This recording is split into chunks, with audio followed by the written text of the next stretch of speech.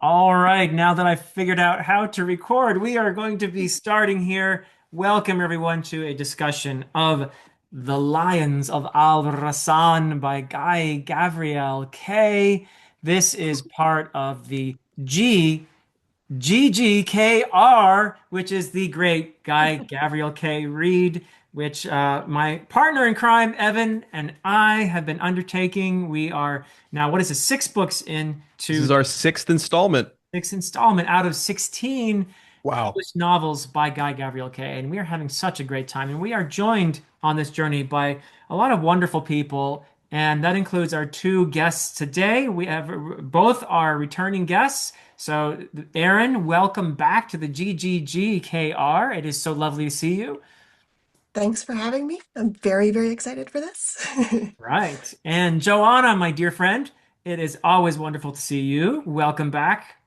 Oh, thank you so much for having me. I had so much fun in our Song for Our Bond discussion, and now I'm thrilled to talk about the Lions of Al-Rassan. All right. I am so excited. So, we're going to do it the usual thing. We're going to have non-spoiler thoughts first. And after we finish those, we're going to talk about a little bit about the historical inspirations behind this. And then we're going to dive into all kinds of spoilers. And we will tell you when we get to that part. But first, I want to hear from the three of you. What do you think of this book? A non-spoiler. If you want to talk about where you would rate it among all of Guy Gavriel K books and all that sort of thing, it's up to you. But anything you want to say, non-spoiler. I'm going to begin with you, Erin, if that's okay. Yeah, sure. I have a huge list, so I'm not going to use my huge list because I'm sure others will be like on some of these points. But I guess on the idea of writing, I've reread this, and I'd say Tigana are the ones I've reread the most, right, of K. And I think on this past reread, it has come out as my number one K novel, Oh, and probably one of my favorite standalone fantasies at all. And I think the reason for that, comparing it to Tigana, who it was, is that like there's nothing wasted. Like I feel like in this book it is incredibly tight in a way that Tigana is not as much as I love that book. And so like this one is just it hits all the right notes for me and there's nothing wasted. There's no point where I'm like, oh, I didn't need this scene or I didn't need this moment or whatnot. Like it's all so important for the various things he's doing. And I'd say the couple of things I'd want to mention in terms of the themes I'm hoping we're talking about, I think this is his best book in terms of the women characters hmm. that he writes. Like there are phenomenal characters, like of course Jahan, like our doctor that we're following, but also even in particular, like Queen Inez is someone that I hope we talk about because I think she is fabulous and fascinating in Hmm. this. And that links to the last one, I think I'll say, in terms of non-spoilery stuff about this book that I really hope we get into and what makes this book so special. The way he deals with religion in this book, in a way that we have three religions, of course, loosely based, as you guys will be talking about, on like Christianity, Islam, and Jewish sort of groups in terms of religious ideas, but of course, like suns, stars, moons, right? Like it's sort of lovely the way he deals with them. And none of, there's no good and bad based on nation or based on religion. And that's something that will probably come up later. And there's like the sort of theme of like, who is my enemy, right? Like how do we even judge these things? And the exploration of that and just the deeply informed societies and the fact that it sort of comes out in a way that like the enemy is fundamentalism, not of a specific religion, but like fundamentalism of like any sort of society or religion. And so I just love the way he deals with this in a way that's not in any way like overwhelming. It never overshadows the story itself, but it's there and it's incredibly like meaningful the way he's writing it. So yeah, that's my Yeah. first couple of things that I hopefully Beautiful. will get into in more detail.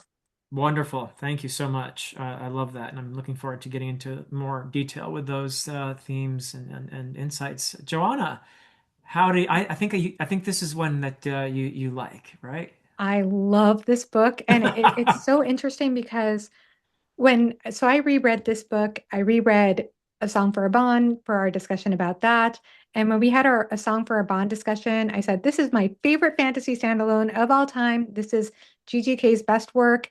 And now I am struggling because I don't know. Do I love this one more? I don't know. And maybe it's one of those situations where you and Evan have talked about where maybe the last GGK book is the best one. It's so hard to compare. And now I don't know. I'm so conflicted. Now I'll say this. This was the first Guy Gavriel K book that I've read.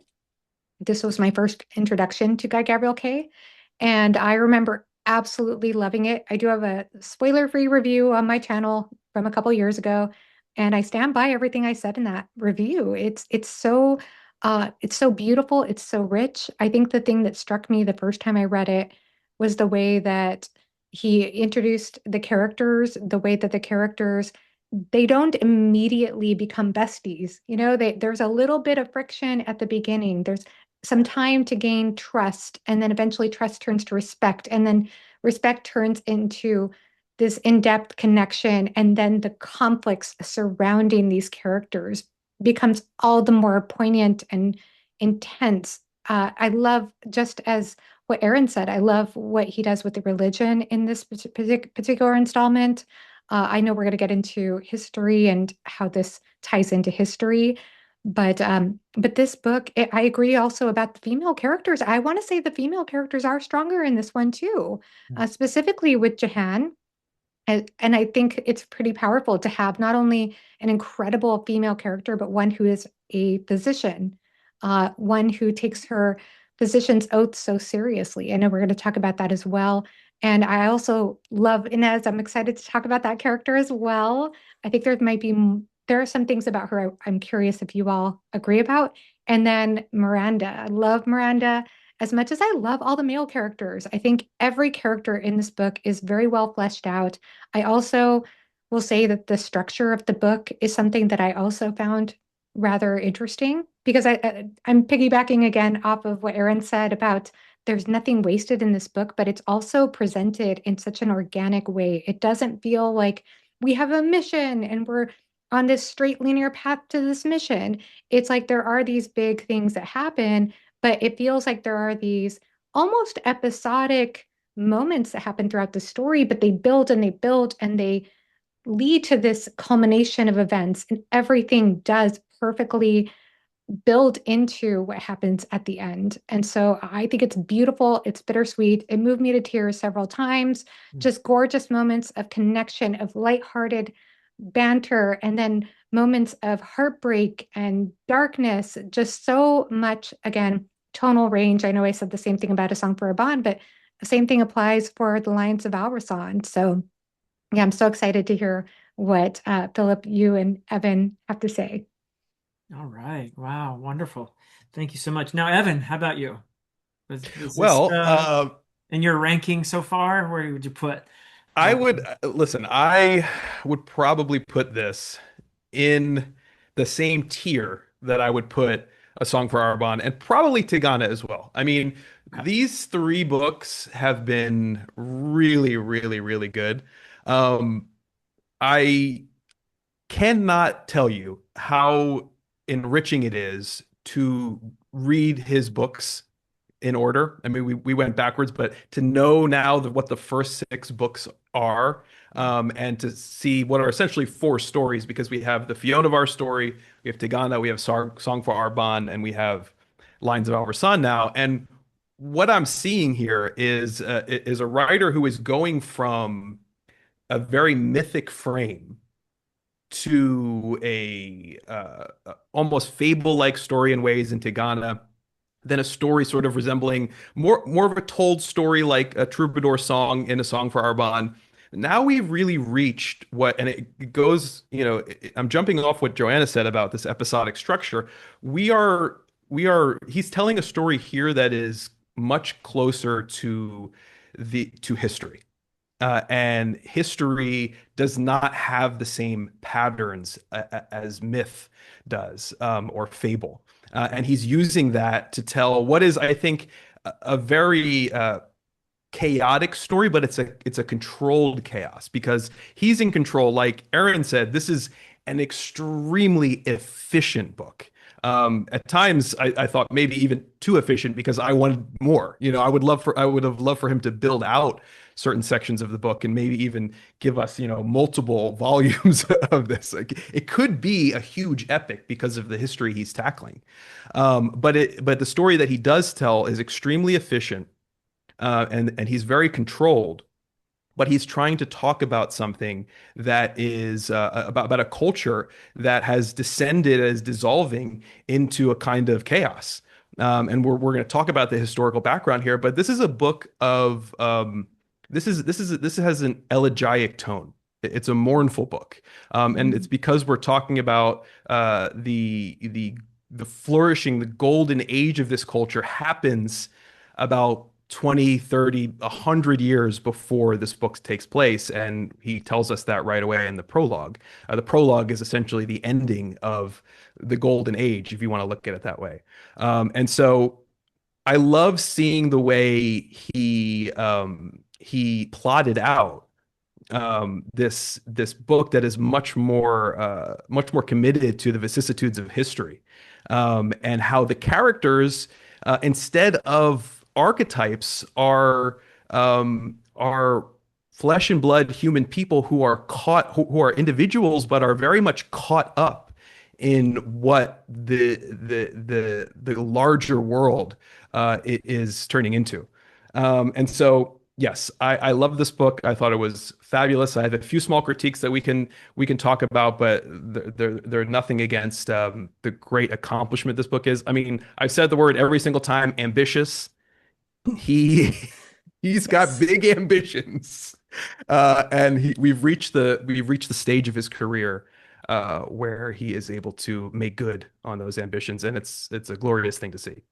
Wow, high praise, and I think well deserved. Yeah, this book left me feeling very melancholy, and I appreciate that. I feel like Guy Gavriel Kay must have known that this book would have that effect because there are more scenes of humor in this book than in the previous ones as well. And I appreciate that he did that for us, that to give us these moments of laughter and beauty, because that's what he does so well. I think of Guy Gavriel Kay's books so far, and probably beauty is the word that comes first to my mind. And so, but this did leave me very melancholy because he's taking on this theme head on. The question that is at the heart of, we were talking earlier about Malazan and Thea are very different authors in many ways, but they are one thing that Stephen Erickson and also Ian Esselman, I would say, do take on in their writing, and what I feel is at the heart of this story, taking very much, and we'll be talking about this, inspiration from actual history, is are we capable, we meaning human beings, are we capable of overcoming our tribalism? Are we capable of transcending our tribalism?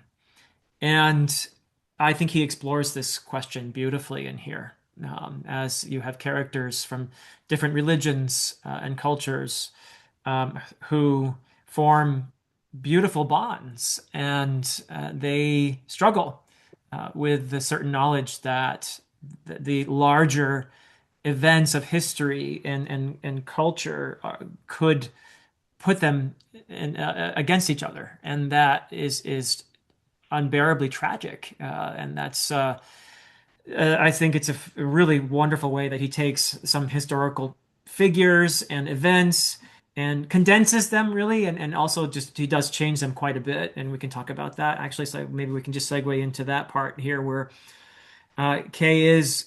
This is a moment in the, if we're going to talk about the historical inspirations now. This is not spoilers for the book yet, but we're looking at a moment in history in what's now Spain, when so in the 8th century, of course, much of what is now Spain was conquered by the Muslims, and Al-Andalusia was a historical entity for centuries following.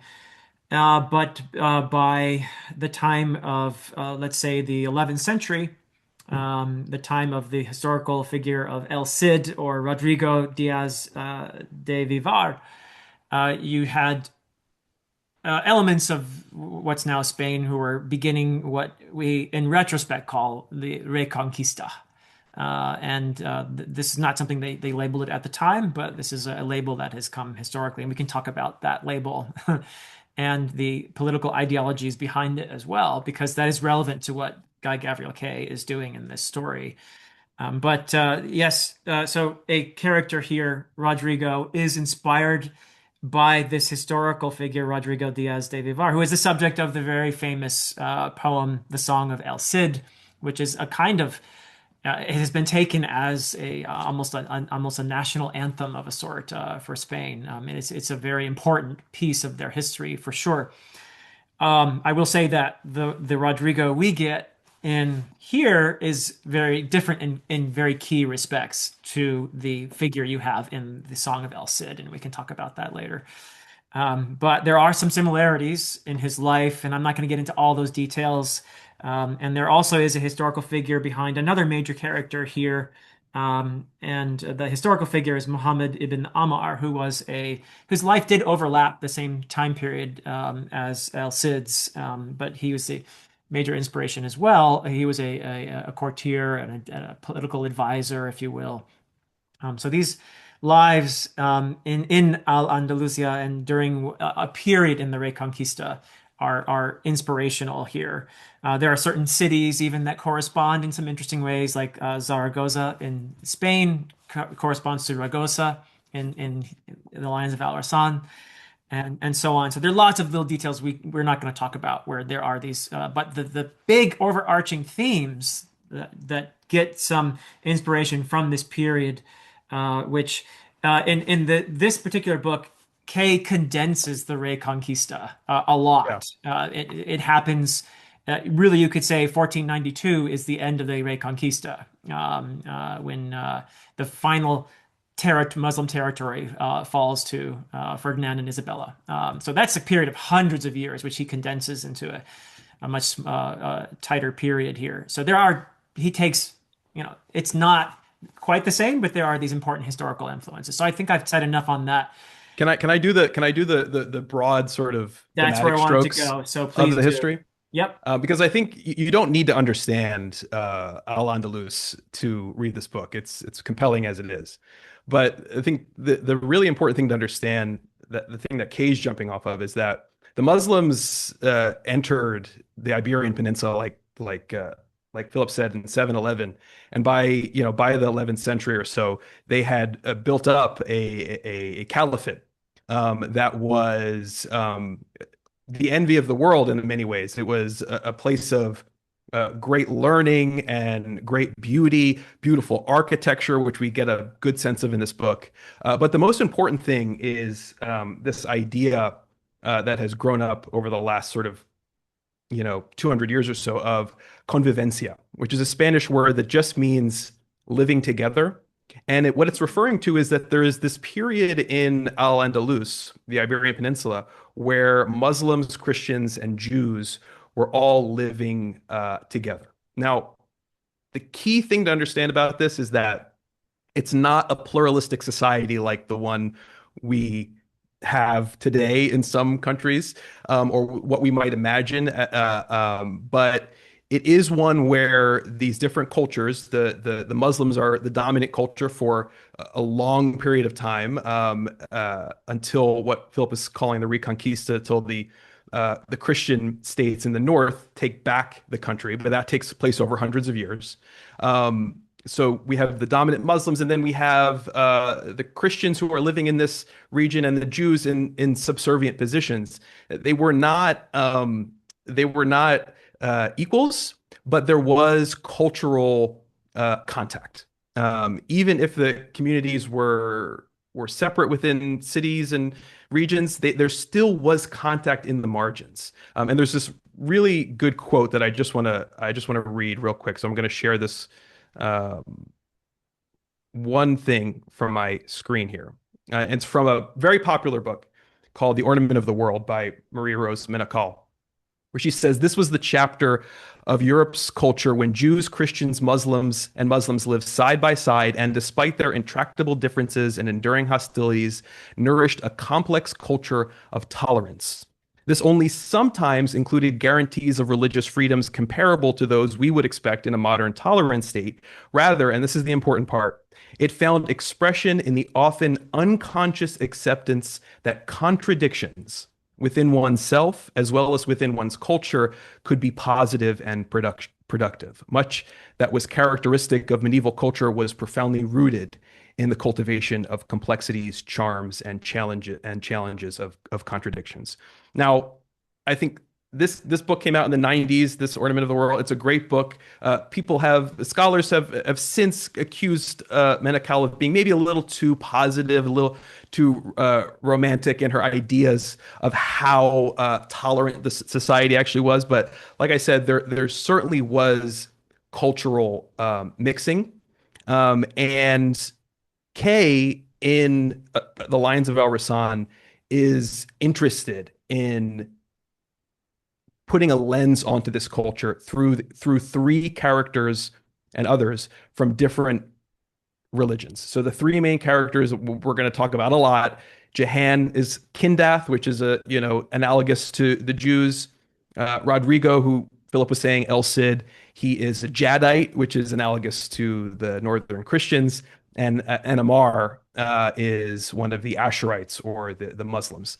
And so we see how the cultures interact through the contradictions that Menachel was saying within those individual characters, and also the ways they relate when they become part of their larger cultures. I think his view is a complicated one, and he is looking deeply at what this means. The period before this tolerant period was in Spain was the Visigothic period, where the Christians were persecuting the Jews. And the period that followed the Reconquista, the Christian period, that they're also persecuting and expelling the Muslims and Jews. And so it's not exactly true to say that this was like a beautiful period in the same way that in Song for Arbonne, it's not exactly true to say that the south of France of the troubadours was this like beautiful, amazing period. There is something there that is lost when the Muslim culture is defeated. And I think he's wanting to look closely at that. And we're going to talk about all that through the lens of the characters in the story. Beautiful. So, Erin and Johanna, would either of you like to add anything about either the history of this period or the themes that arise from the history of this period before we move on to spoilers? I think one of the themes that Erin already said, which is who is my real enemy? I thought that was something that we could see, especially through one specific character represented through one of these religions, without getting into spoilers.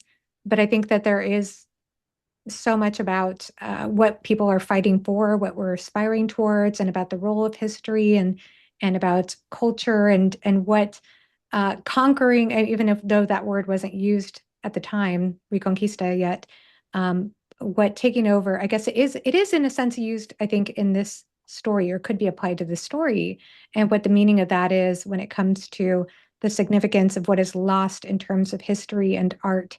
And I think that's something that stuck out to me in this reread, is because we talked about that so much in A Song for Arbonne, the role of art, the role of song.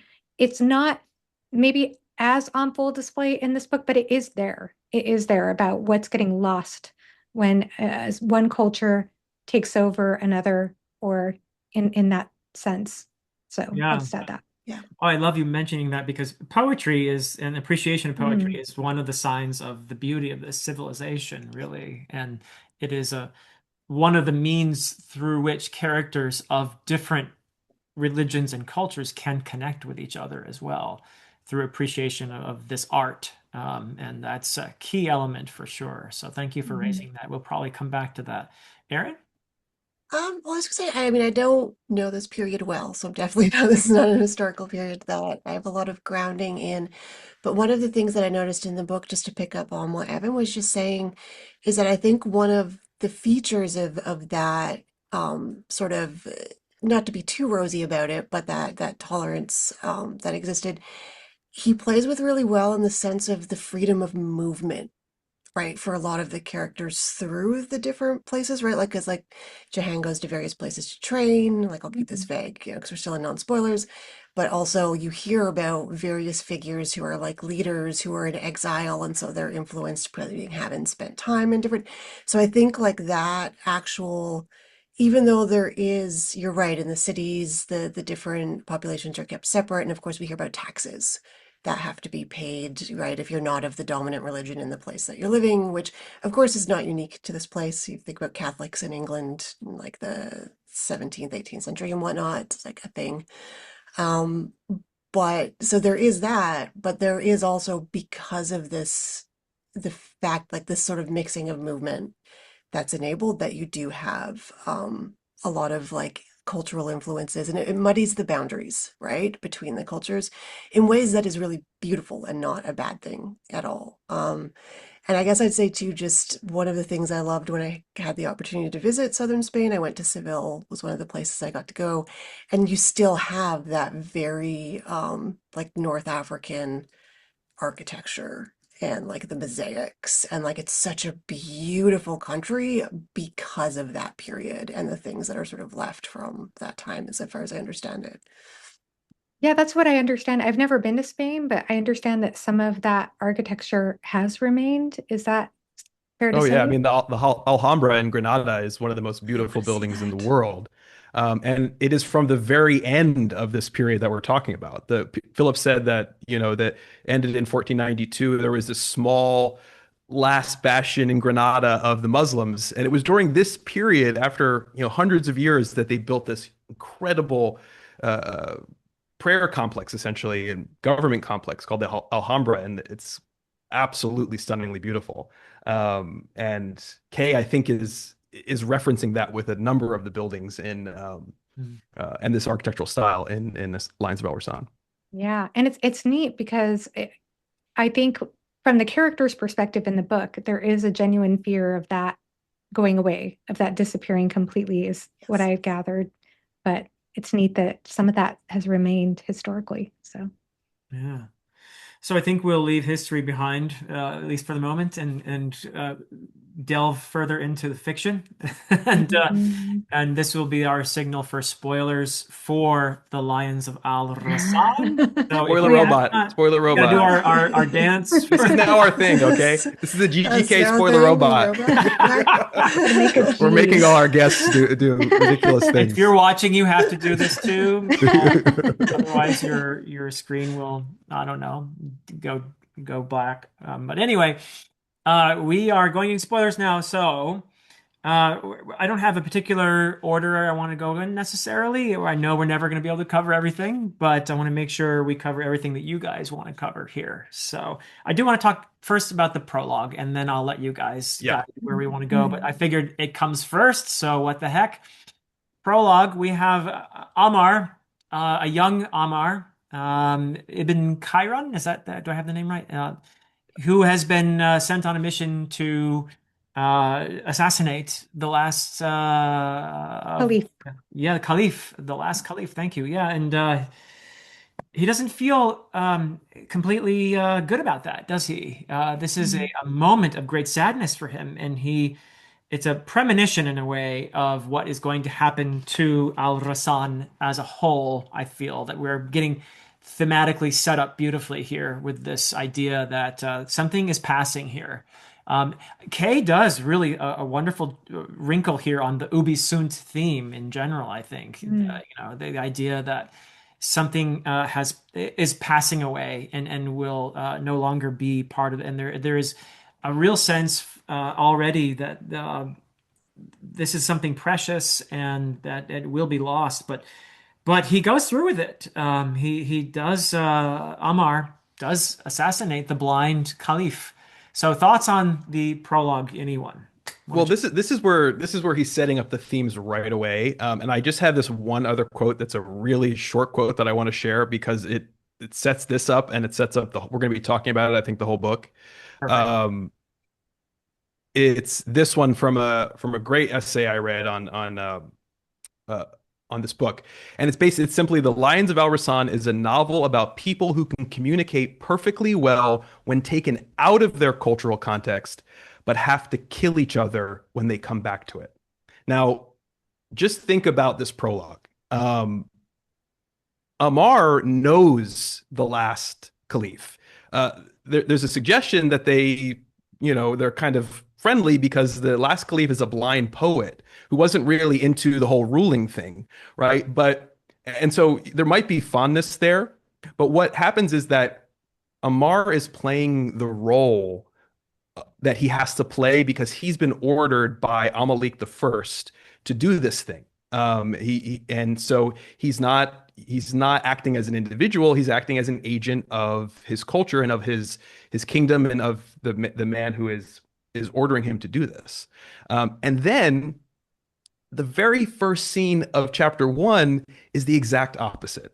It's Jahan, the physician, treating the first person that comes to her little stall is a Jadite who would be a Christian. But Jadites in the Al-Rassan region, they are subjugated peoples just like the Jews are. She realizes he's a Jadite because she realized he has to also pay the tax that she has to pay, the Kindas have to pay, in order to just exist. But she doesn't. She knows he can't afford the procedure that he needs for his son, I think it is, or one of his children. But it doesn't matter to her. She's going to do it anyway because she's interacting with this person on the level of two individuals. And the difference between these two juxtaposed scenes right at the very beginning, Amar, who is an agent of his culture, and Jahan, who is an individual acting with compassion for herself, to someone who is hurting, which we're going to see her do many, many times throughout this book, and many other people do, is a beautiful way to set off the themes at the very beginning. I mean, can I add something to that? Please. Because I think it's really, really important though too that the Caliph is blind and old. And it's because like we hear about stories that have arisen about this, and of course they're turned into these sort of like he had to fight his way in, he had to like we hear the way the Yeah. myth has been built after we have actually heard, the actual story in the prologue. Because the actual story in the prologue is it's very easy on a sort of like physical planning doing it level, not on, of course, an emotional level in terms of what Amar is doing. And so that's so different from how it gets turned into this great feat of like his martial prowess and his abilities as an assassin. But I think it's also really important thematically that it's it's already sort of in decline, right? Like by having an old blind poet, they're already very much in decline. It's not a great revolution, right? Like he's just speeding things along, not radically changing anything, which I think is really interesting in the context of you saying, Philip, thinking about how in reality in history, this took hundreds and hundreds of years, right? Like this sort of movement. Um, and the way that it's compressed certainly, but he's showing it as a sort of slow process that almost is out of the control of the main players in it, right? Like their agency's limited. They're certainly doing things that have effects, but it's not in a very like this choice changes the world in a radical way that you sometimes see. Like it's much more subtle than that. And I think the prologue is setting that up really He's well. putting the caliphate out of its misery In a weird instead of way. Yeah. ending it in a revolutionary way, like you're saying exactly. Yeah. Joanna, do you have any So thoughts on the what, pro? I guess my question then is, what is the significance of the caliph position? I mean, yeah, what is the significance of that then? The significance of Of, So of, yeah, he would have who been he is. a uniting figure, a powerful figure, and his demise is part of the fragmentation of Al-Rassan, and which is paralleled by the historical events as well. That you had at one point a strong caliphate, which was then later weakened by division, which allowed the petty rape kings kings to, and yeah, yeah, yeah. kingdoms, yeah. So that would have been a big part of it. Did you want to follow up on that, Joanna? Oh yeah, yeah, because I mean, the way I read that is really interesting because I hadn't, it is interesting to consider.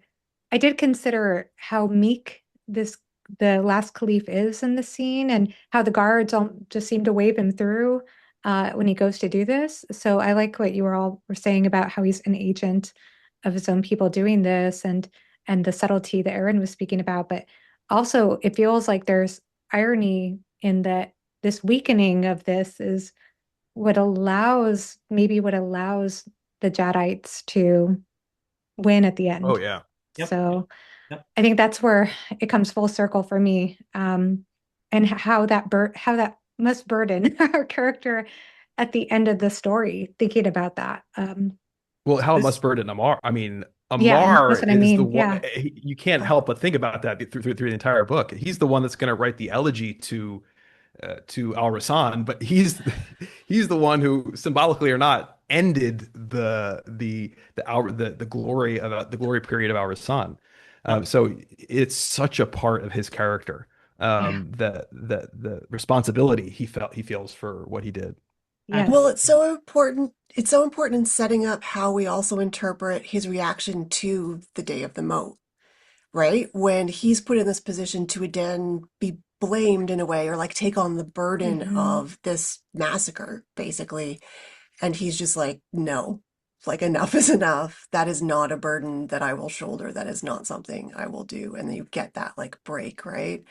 So I think I know that we have three balanced characters here, but I do think it's really smart to open the novel with him because he is such an important through line, even thinking of like the other two, which I'm sure we're going to be talking about, um, in terms of like just like historical responsibility and like the amount of power one has in a sort of political system and the sort of the cultural aspect as well in terms of him being a poet, right? So that Hmm. balance, which I mean brings us to maybe, I don't know if you guys would think about, but like that character type I love. I guess this is another reason I love this book.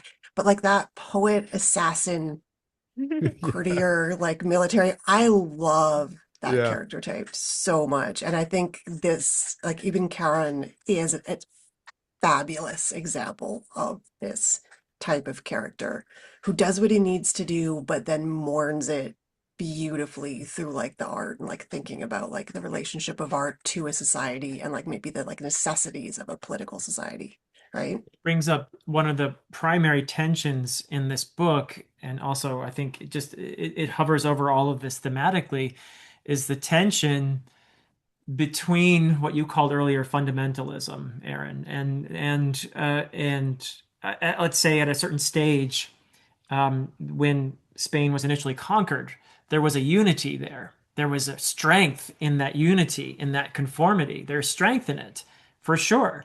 There's also brutality to it. And you see characters caught within this tension because there are acts committed that are heinous, that are horrible here, like you just mentioned, Day of the Moat.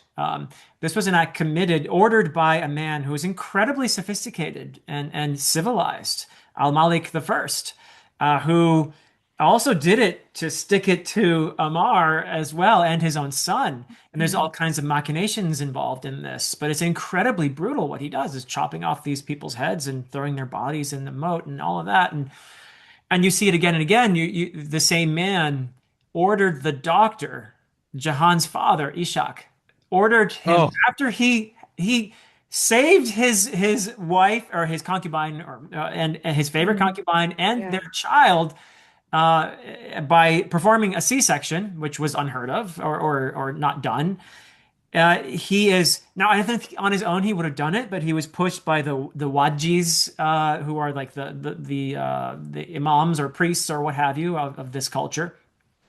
He was pushed by them because, of course, being a the wrong religion, not an Asherite, perhaps being especially what he was. They want his life, but he compromises by blinding him and slicing out his tongue. I don't know what bothered me more about it. If it bothered me more at the beginning of the book that he did it, that was his belief system or how I thought of his belief system, or if it bothered me more towards the end of the book when we find out from Amalik II is like, oh, yeah, we do this thing. He did this thing just to please the Wadjis because, you got to The please the them the now and pogrom, then. yeah, yeah, yeah. Yeah. It's not that he was really all that faithful. It's just, and I was like, He used what to do it every for? once in a while when he needed like, a little heat off his own back, for something. Yeah. Yeah. But that's a No, perfect example of what Philip was saying about the theme that we were talking about before of between the relationship between individuals and between people who are caught up in cultural tribalism. The individual relationship between a doctor, Ishak, and this woman and her child is like incredibly compassionate and beautiful. And we get another scene of this same thing later in the book, which is, I think, maybe my favorite scene in the whole book. We can talk about that. Sure. Very similar. But then when the cultures get involved, because it's written in the laws of the Asherite culture that if a Kindath looks upon a naked woman, I mean, he was performing a C-section. The yeah. absurdity is just like right leaping out in front of you, and yet they can't escape what the culture requires them to do. And when I read that, when Jahan reaches the room with him and it's revealed that he has no tongue or Eyes. Yeah. eyes. I was that was my stomach just dropped. I mean, Hmm. I was that was the first moment of the book where I really physically felt disgusted and yeah. So it's all kind of mixed into what we've been talking about. And Kay handles that trauma just magnificently, and how um, Jahan's parents, after and Amar plays a great role in this too, of bringing Ishak back to the point where he's willing to try to communicate again. And just that had me in tears. The Yeah. moment when the mother, Jahan's mother, Elian, was that her name? Oh, Yep. Yeah, Eliane or yeah. something. Yeah. Elian. Elian. When she says to him, I've needed you all these years, but it was just such a beautiful scene when I that happened. love the line about she finally had, I'm paraphrasing, I don't remember the exact quote, but something about how she allowed herself the luxury of grief in that moment. Like she couldn't even allow herself to grieve because there was just so much weight on her shoulders to keep things together. And in that moment, just to let it out. Like, oh, I don't know, that got to me quite a bit. And it was also equally heartbreaking when I can't remember if it was that scene, but when Amar asks him if he would have done it still, knowing what the cost would be. And Yes. he would still have done it because of his physician's oath. He takes it that seriously. So Yeah. powerful. Yeah, And really that's like, powerful. that's such a good emotional microcosm of the theme that we've all been sort of talking about, in the sense that you initially you're just horrified, disgusted by this religious law. But then you have a member of that religion, an Asherite, Hamar, Hmm. bringing him back, and this huge emotional payoff that's between individuals, right? So it's like showing like the humanity of that individual connection right next to the inhumanity of this, like, I this think law. that happens a few times in the story Yes. too. Like Oh I yeah. would say, I think it was pretty powerful too with Ramiro when Inez gets hit by an arrow, and guess what? It's a poison arrow because this is a Guy Gavriel K novel, so of course the arrow has to be poison. Uh, Oh, there's but some K-isms in this one for there sure. are chaosms. Yep. Yes. That is one of them. But yes, she ends up getting healed by a Kindath physician who learned from Ishak. Jahan's father, I believe, about Yeah. how to help her, and was able to help identify where the bow actually came from and the treachery involved with that. But uh, yeah, and the plot behind that. But it also, I think, was somewhat it it was somewhat enlightening for Ramiro to realize, oh wow, these kidnapped physicians, they know so much, and Inez, who had the prejudice because of her religion, so we're seeing that side by side there too. So yeah, I think that happens in a couple of different places, but with Chiron is such an interesting character because I I don't know that he is defined by being an Asherite, and at the same time, that doesn't seem to be the most important part of his identity is the what I gathered. Like towards the end, whenever he makes the decision not to take on Rodrigo's offer, Rodrigo said, "Oh, you're that much of a believer, and is your faith that strong?" And he said, "My faith? No, my history."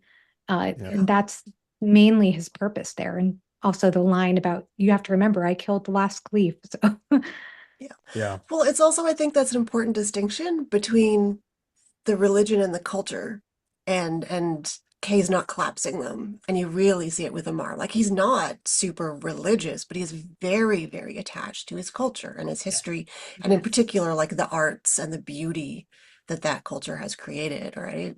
Yeah, yes, but and he's also set adrift too. He's set adrift Yeah. from his culture because after the day of the moat, he decides he works with Amalek the first's son, Amalek the second, to assassinate Amalek the first after what he did. And the direct result of that is that Amalek the second exiles him. And so, I mean, obviously, the plight of the exile is a major theme in every single Guy Gavriel Gay book that we've Yes. read so far, and I'm assuming it's going to keep going. Similar to the way that Rodrigo is exiled when Ramiro sends him away after his encounter in Oviedo with whipping one of his countrymen across the face. He is not killed but exiled for 2 years, and that sends him on his journey. And so we have at some point in the book, Amar. There's an interior sort of monologue where Amar is like, "Who am I? Like, where do I fit? Am I just a free agent essentially? You know, am I by myself? Can I say that I belong to this culture that I helped to destroy, that exiled me? Am I really going to fit in with the Jadites, or taking up Rodrigo's offer like Johanna was saying? Can I be with Jahan at Kindath? So he is this man who is on the he, in the disillusion of the larger culture around him. He's and the uh, fundamentalizing of that culture. He is a man who has very few anchors to throw into the sands, and it's so interesting to see how he navigates all that. And the historical characters upon which they are based also suffered such exiles. Mhm. El Cid being exiled, according to the story, for uh, essentially accusing the king of assassinating his brother, or wanting to know, did you kill your brother? Because he was close to the brother who was killed. That's El Cid, but that's also Rodrigo and here Belmonte and here. That's part of the dynamic there. And Amar here, the historical Muhammad ibn Amar also was exiled, and this had to do with him being too close to the son of a king, in a way that was implied to be sexual as well at the time. And there's a bit of an implication It's here. it's more than Yeah. implied, I think. Yeah, I Yeah, think yeah, it's Yeah. yeah. Between Ammar and Al-Malik II, like they were very, very close, and they may have been sexually close as well. Mhm. But but what Kay does is he takes these two exiles and brings them together in Ragosa. And Yes. Can we talk about Ragosa? Can we do some? please, No, no. please, Do it. let's do. Go. I'll let Erin or Johanna go first this time. Do either of you want to get us started on Ragosa, and the events there? Anything at all, or should I start blabbing? Go ahead. Either Yeah, one of you you could guys. start. Yeah. Lab, Philip, lab. Yeah. Okay, I'll do my best here, but no, I'll just set it up, and then I want to hear what your thoughts are. So many beautiful things about Ragosa, and it is here that you have a relationship between a king and an advisor.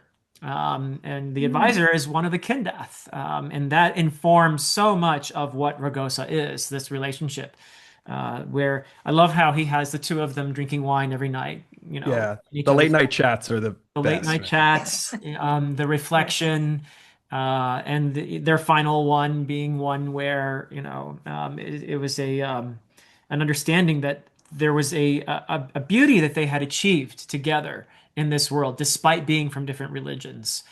So Ragosa embodies this idea, and there were, of course, many of the mercenaries, including, most importantly, of course, Rodrigo Belmonte, were Jadites who were helping to uphold this place, and that again is historical. In that period in Al Andalusia, there were El Cid himself Yeah. fought alongside Muslims and against Muslims. He fought alongside Christians and against Christians, depending on the moment. But the ultimate pull of his identity was toward, Christianity. But there were moments when he was fighting alongside Muslims against Christians, and that's reflected in Ragosa so beautifully.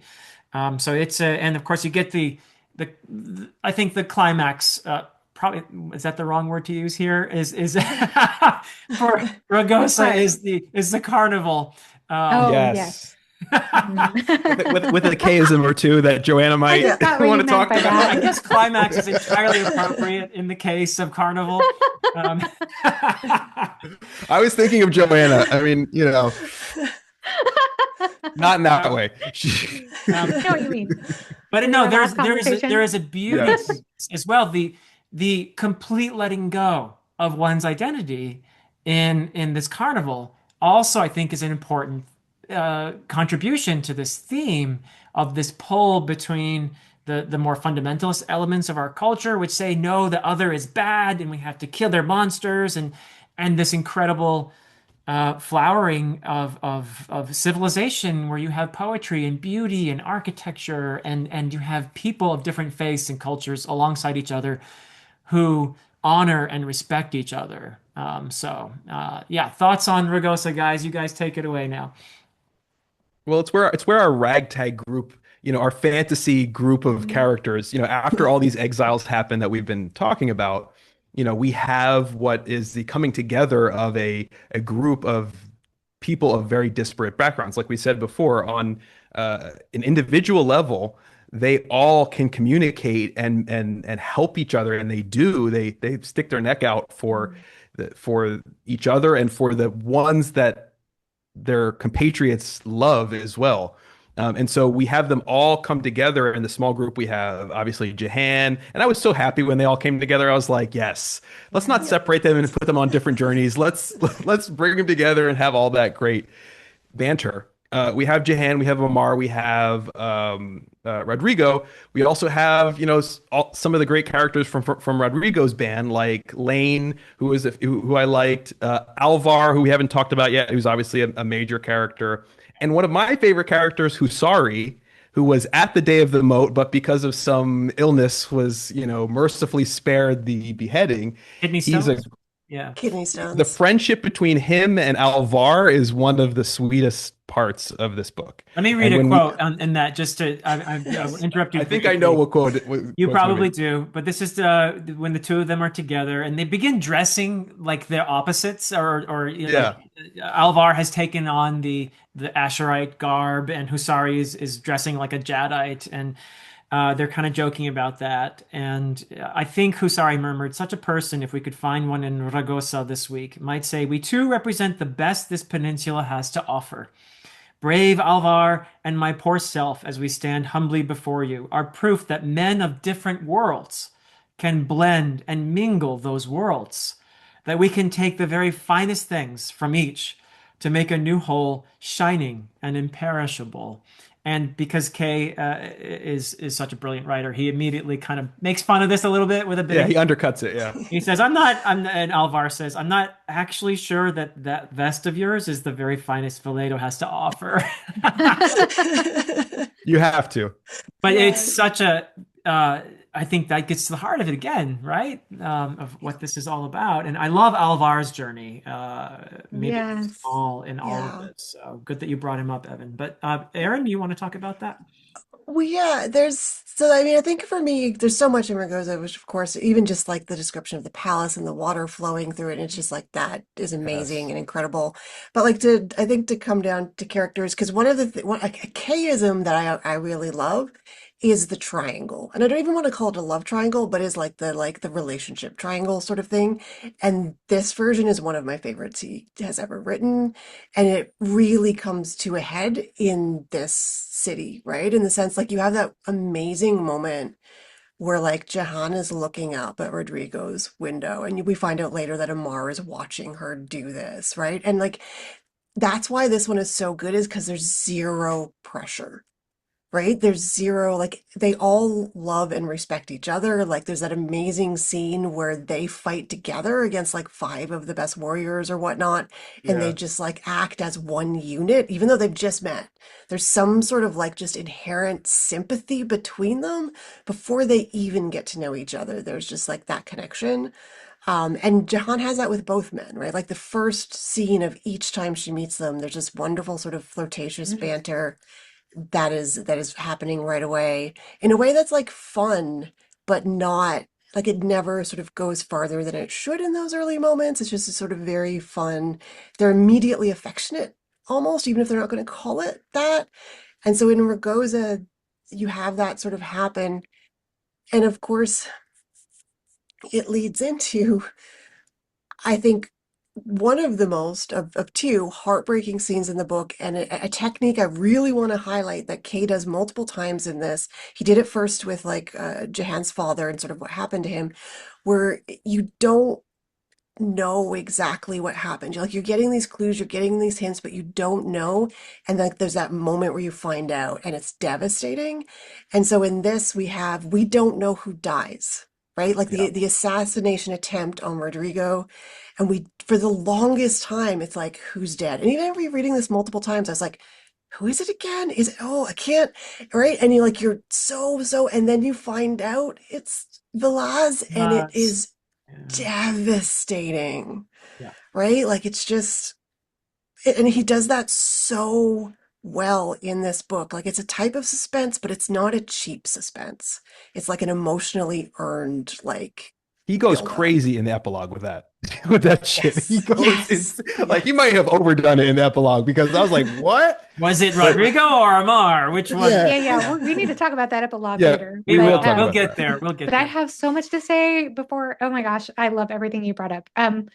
Also want to say I agree about the setting here. Gorgeous setting in Ragosa, and about the growth of character that happens there too, I would say.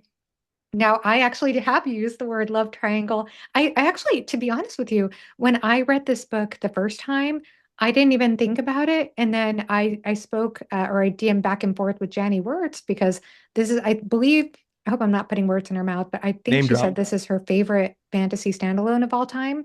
Wow. And it's definitely her favorite Guy Gavriel K standalone. And she was the one, and I asked her what she loved about it. And she said that there's this wonderful, subtle love triangle.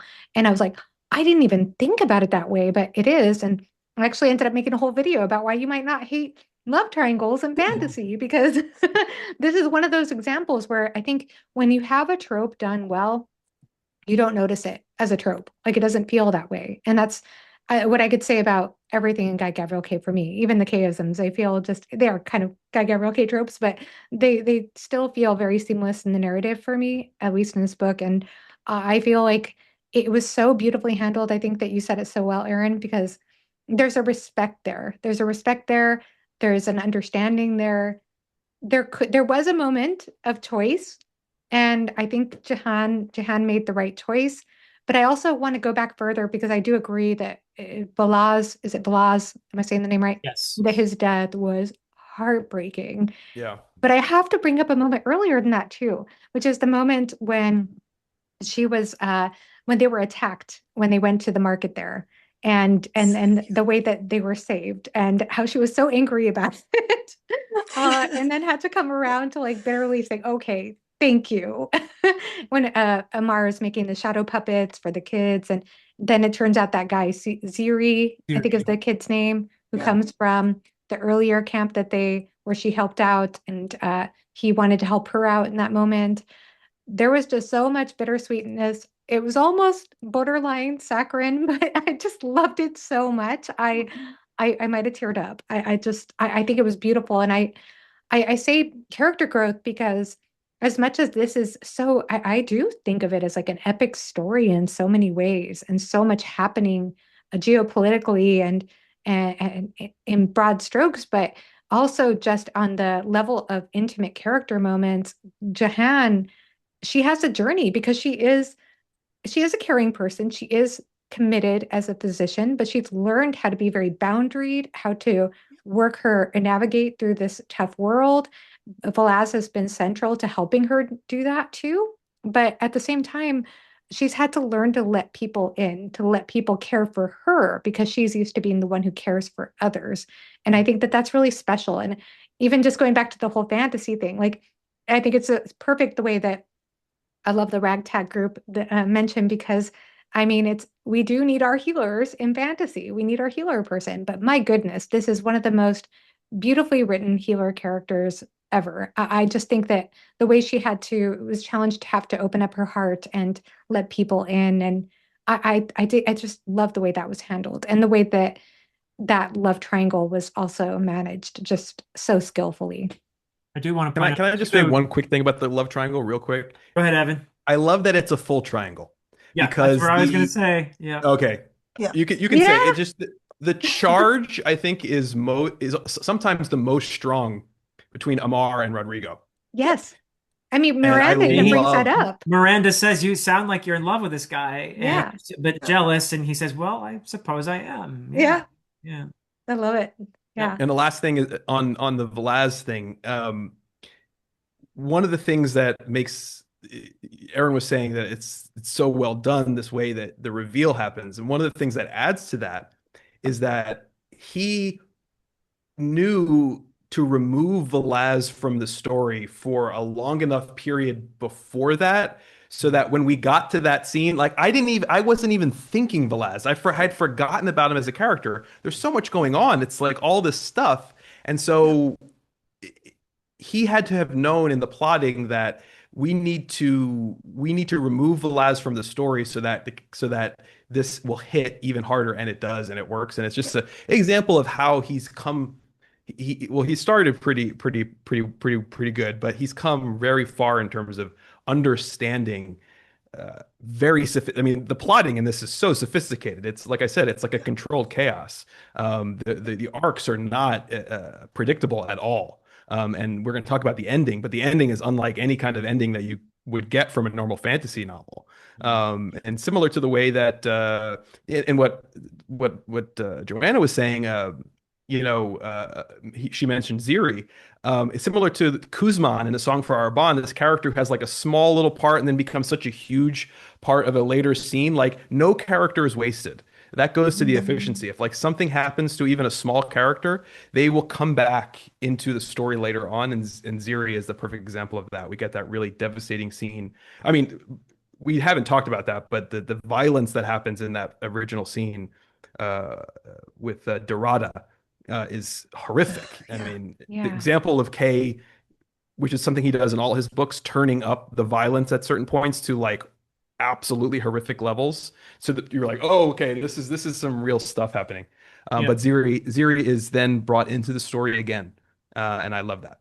So you meant Oh, Garcia Dorada, the brother of Yes, yes. of Yes. I get confused Gonzalez. by the Doradas. No, so we're going to get to all that, but I do want to make sure because we mentioned in the beginning that we had a couple fans here of Queen Ines. So mm, I want to make sure we talk about her and Ramiro, perhaps in their relationship and the coming on board of the more religious elements here, and also the fact that historically, Kay takes advantage of the fact that the First Crusade was happening about the same time as all of this, and he kind of incorporates that into this as well with the whole overarching theme of religious zealotry and fundamentalism and how that pulls people in a certain direction. But let's talk about Ines because I think she's a character who also embodies this theme, and as a woman who is more religious, let's say. That's how she's presented, isn't she, in mhm. the very beginning? But then she surprises us, doesn't she, in some really cool ways. So I'll let you guys talk about her. Erin, would you like to start us Okay, off? start. Yes, Yeah. Go please. for it. Because it's so like one of the things I love about Inez is that she is like very much a devout character. That's how we're introduced to her. And but done in a way that's not a caricature, which I find too often devout characters in fantasy can be a sort of caricature, can be a little too much like uh, almost like brainwashed is like the feeling. Whereas when we see her, I love the scene where she's actually struggling with her sexual attraction to her husband, Mhm. right? Because she clearly Mm. loves her husband. They Yeah. clearly have this wonderful relationship, both in terms of talking, right? Because like we find out that he actually confides in her all the time and asks her advice and very much values her intelligence. But then also just as much values her beauty and his desire to be with her. And she, of course, you have that wonderful playing between like she loves him and also enjoys this physical part of their relationship, but knows because of the religion she's supposed to feel guilty about this. And like the way that that complex is so like complexly written, I really enjoy because it reminds me of in a very stark contrast. I don't know if anyone's read Zimmer Bradley's Mists of Avalon, Yes, but yes. the way that she portrays Guinevere infuriated me Mm. in that book because she is very just like brainwashed Christian, bizarrely like weak victim. Like it's very, very strange. I hate it in so many ways. And like, so when I was reading this, I was like, this is what that should have been. Like a complex Christian, like female queen who, we get all of these wonderful negotiations between her actual like individual relationship and the care she has for her faith and the deeply felt sort of faith she has. And then, but also her intelligence when she realizes she's been used by the leaders of that faith and she sides with her husband in a way that's too late, but in a way that's very like surprises everyone in the room, where she's just like, that's not okay. Like just because you're like the religious like figure or whatever, just because you're the leader of like this this church, you word should not have used me that way. Like that is not okay what you've done here, right? And I loved that. She's so strong. I have to Yeah. add to that because that's like one of my favorite moments in the book because especially because it's vocalized through Ramiro's character, and Ramiro has this line here, something like that he recognized when she bites back at that cleric, that she uses the same ice cold voice which she has used against him for one sin or another. I love that. I love that. I was like, that's like the best detail because it's like sometimes I think that can happen in a relationship where it's like the one thing that bothers me when you do it to me, I love it when you do it to other people. So it's like that was so perfect. I agree with all of that. I think that's so well said, and I think that's actually a real true conflict, especially when with religion. This idea of being like the pure virginal woman because of the religious expectation, but then like I really love my husband, and I think he's kind of hot, and whatever. And so they have this real chemistry, and then he really listens to her, like you said. I love that dynamic as well. And I guess I had a question too, like. So when I read this, it did cross my mind, and I could read it either way. And this might be a stretch to interpret it this way, or maybe not. But I almost wondered how much if she was orchestrating some of what was going on here, like with Ramiro getting involved with this war. I don't know. It seemed like she wasn't against it whenever he decided to go in on it. And Mhm. and I don't know, there was something subtle in the writing that I thought, was this her plan? Was she kind of orchestrating this? I don't know if anybody else read into that or not, but I I think don't there's know. a way of reading it that way. I sort of read it like she's been being caught up in the currents of history, from a very genuine position, like Erin was saying, of being faithful, but not like there's a similar kind of dynamic with the cleric of the Rodrigo's household. Yes. Yes. He in a pure way writes to the cleric from Oh, Ferrier, yeah. the France analog, to Right. tell him about Diego's magical gift. And what happens is that he's immediate. The cleric sees the larger cleric sees that this is a gift that he's going to put to use in his holy campaign against the Asherites.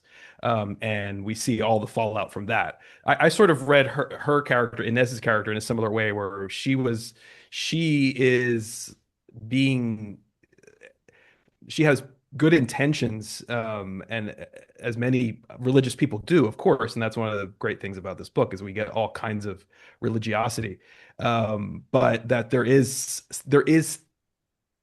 there are things happening in the world that will co-opt your good intentions. That's sort of how I read it. But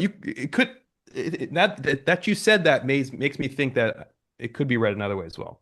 I mean, I could be, Well, like I said, it could be a total stretch, but I think, I don't know, there's a way of reading it where it could slightly be that way. Like, not to say that, I don't know, because she was so committed to her religion and wanting her husband to be aligned with Yeah. the religion that I almost felt like she was wanting him to go along with their agenda, if that makes sense. I don't know though. I feel like, I mean, the way at least I interpreted that scene was that, like, I feel like she was going along with it in the sense that she wanted to bring her husband and the whole sort of kingdom closer to the religion. But Yeah. when, I forget his name, I forget the main cleric's name, but when he actually sort of steps into the political, like uses the position she's given him at court and like the invitation, and we hear, right, like that she planned that and they'd been in conversation and she, she did his rooms for him and there's all that sort of that little dig at like the hypocrisy, right, of the hierarchy of the church and his claiming to be simple, but then demanding all of these like fancy specific It's like a things about his rider for rock orders. stars. Yeah, basically. And so, like, I think that's all very genuine and very much her plan, right? She's bringing them there. She wants them to influence her husband, blah, blah, blah. But when they step outside their lane into the political to sort of basically try to force him into the war, that's when she flips. Oh yeah, That's when no, she's like, and I that's think not that was okay, right? genuine. That So was I definitely think, yeah. genuine. Yeah. No, I think that was absolutely genuine.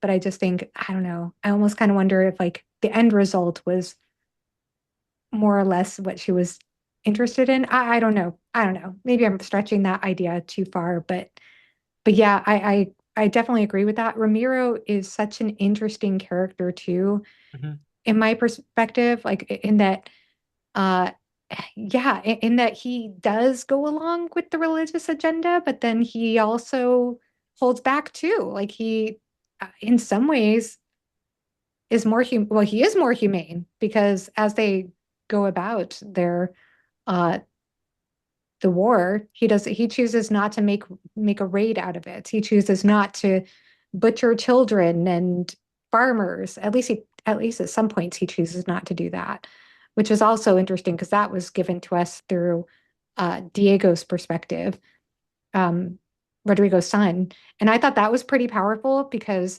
he has this one moment where he recognizes or remembers how his older brother would play war with his toys. And he said it's one thing to play war against the Wadjis or the Muadjis, and it's another thing to chop down children and farmers on a dusty road, like just to Yeah. recognize like the horrors of this kind of war and the cost of it. Whereas it's a totally different thing when you're play pretending with war. I liked how that was brought through a child's perspective as well. Yeah. Well, Ramiro But is that certainly go not oh, a Galbert de Garçon. He is Oh, a much more sympathetic character than the Northerners in A Song for Arban. But Kay, I think, is asking the question like, to what extent can any war of conquest, even one that is trying to be as humane as possible, be humane, yeah, period. I mean, at the yeah. very yeah. end, after the Jedites are uh, thrown back, and then 20 years later they come back, there's mention made of the fact that they took over the peninsula. They finally did it, but that in two of the cities that it resulted in slaughter. Even if one was like, okay, we've seen enough, we'll hand over the keys. There was a slaughter. in Yes. two different cities. And so even though we are asked and to sympathize more with Ramiro than we might with other similar characters in fantasy and even Kay's own novels, um, there's still quite a bit of brutality. Well, No, I totally agree. Yeah. this is a big thing here, and it's personalized. It's put on a personal level when Rodrigo says to Alvar, "You might be too intelligent to be a soldier," you know.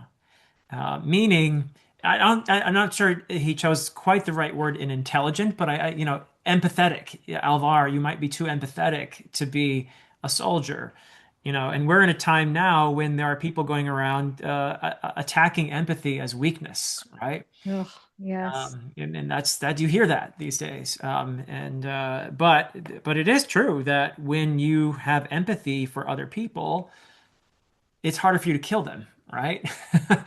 It's not something you can do as a soldier. And Alvar is a sensitive soul. He is he's this is a journey for him where he's becoming increasingly aware that he's probably not cut out for this. And I love that he ends up being a doctor, which we'll talk Yes, about. yes. Yes. Yeah. Can I say a couple things first, really quickly? Please do. So sorry. No, I just wanted to support what Evan was saying about Ramiro, because Ramiro, I mean, his whole agenda is like enterprise. I'm going to be part of this whole big thing, and so there is this greed that's behind it. And I could use the Kindaths because we need trade and we need commerce, and so he is thinking uh I would say greedier terms, but at the same time, he's not thinking in slaughter terms, I guess, in the way, like you were saying, you're comparing him to Garcon in A Song for a Bond, which I think is it's on a spectrum, maybe not quite as bad, but there's still a question of bad there. So I just wanted to,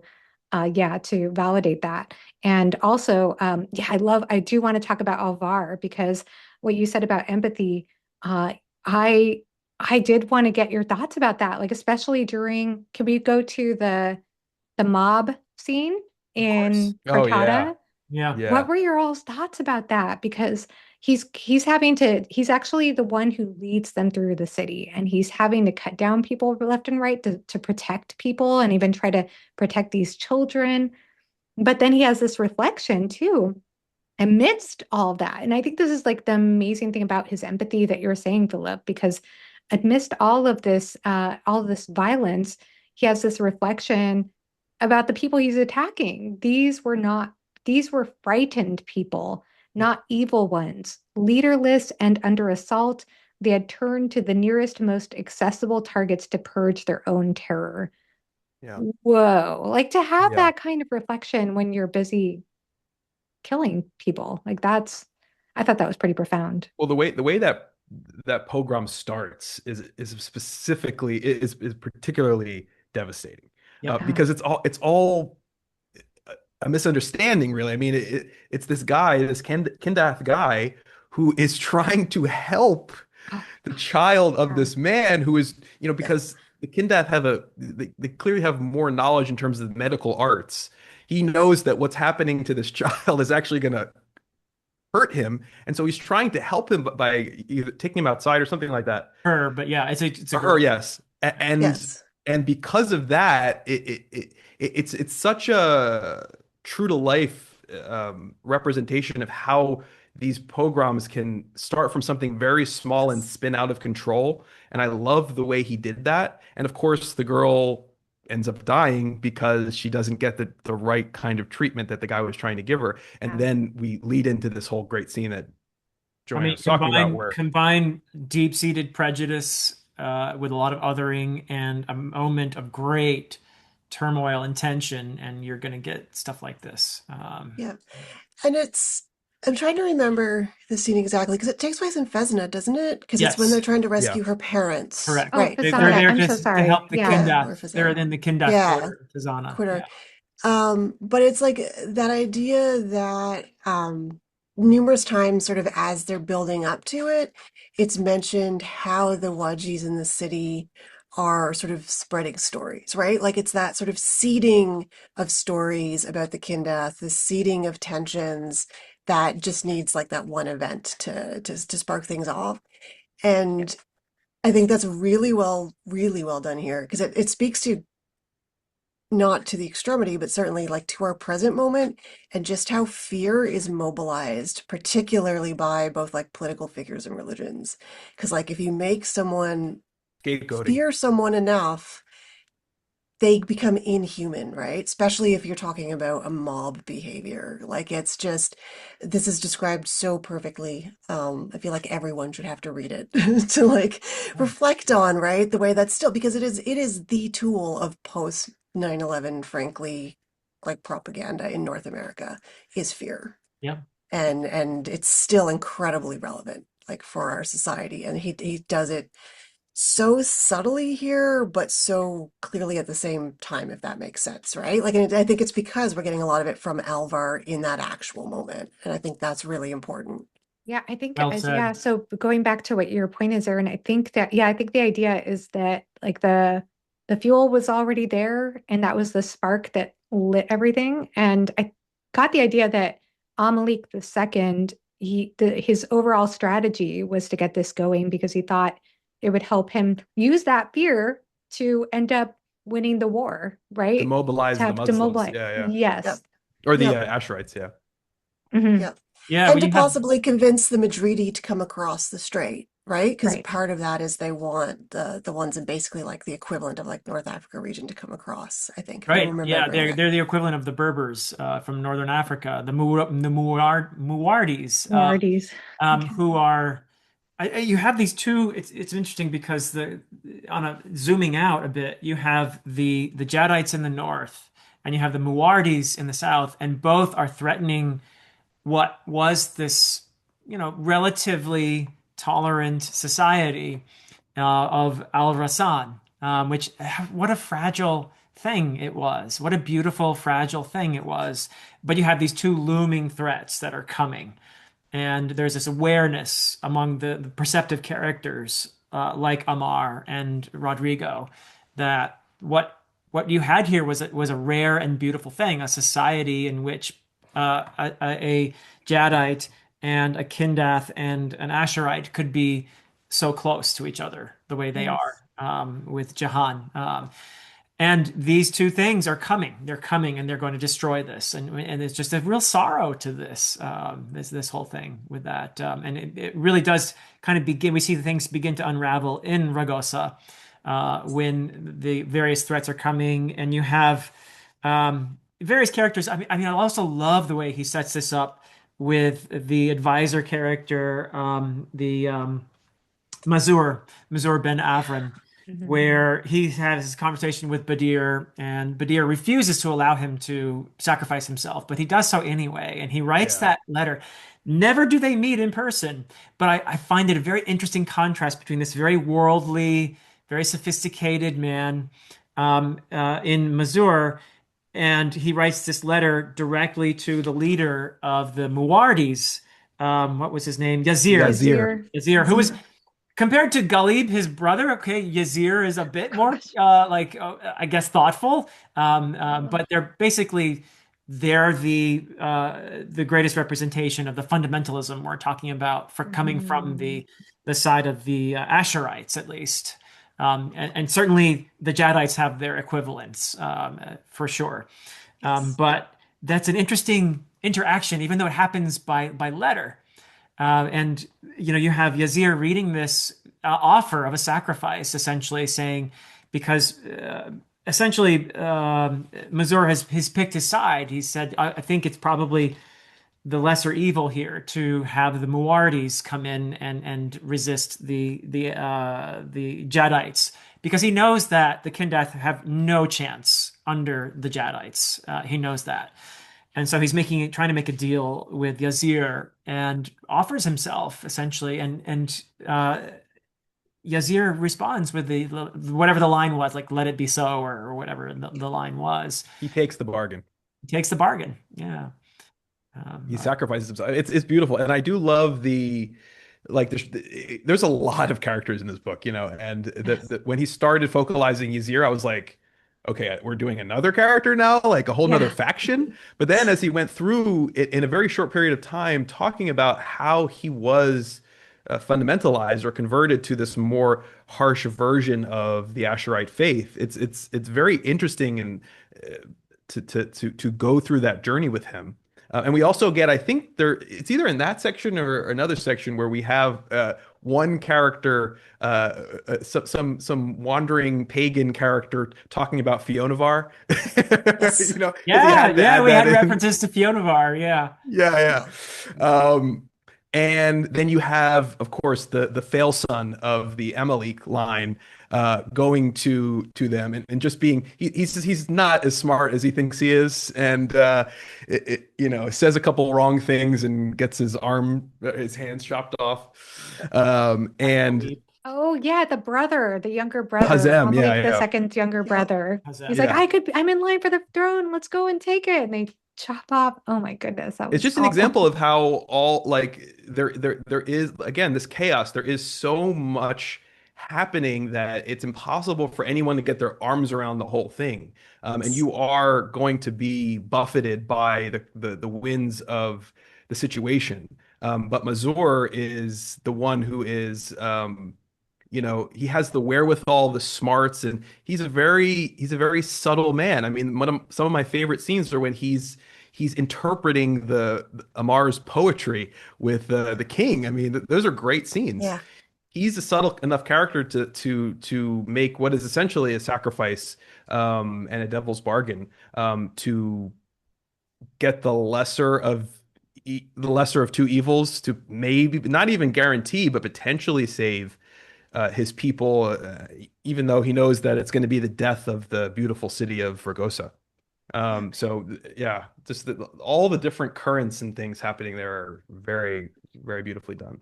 Yes. Can I jump on that for a Go for second? it. Is that all right? Just because, like, I love that. And I love, because it also is one of those moments that brings together, like we were talking about how with Ramiro, like he's trying sort of conquest. It's more imperialism. He's not out to massacre all Asherites. It's about he wants to control the peninsula, but he doesn't want to. Whereas you have someone who's here who really does want to massacre all Jadites. Like and so there's that. Um, but there's him, and it's so alien to me, but I think that's why it's so good when he's like the thought process, right?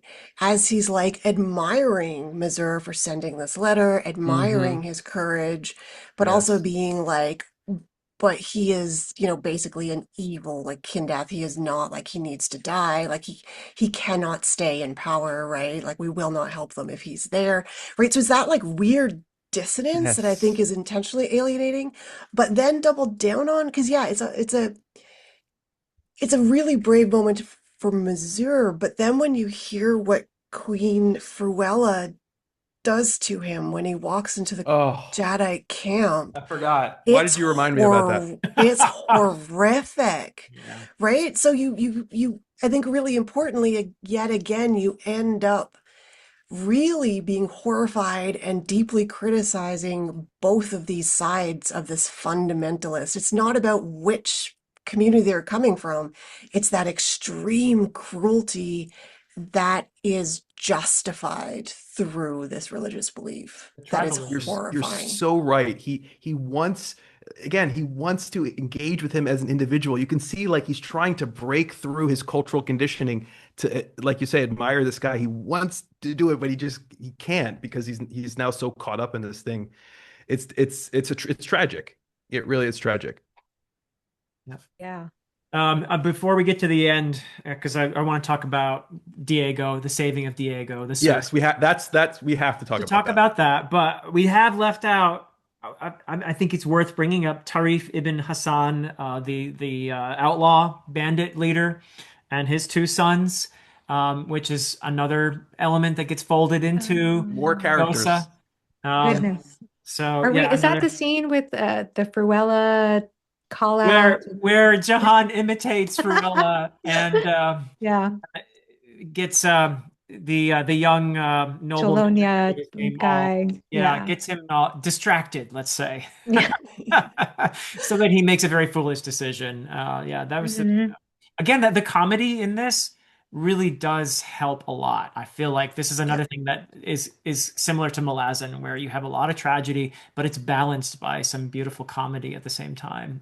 So Mhm. having Jahan, I play that role at all was, of course, kind of fun. I guess. I mean, there's slaughter that results from it all, but yeah, they're folded into that whole element of Ragosa as well, having these outlaws who are yet another, faction, let's say, that are briefly through his sons, Idar and Abir, the younger one, losing his leg as a result of that conflict.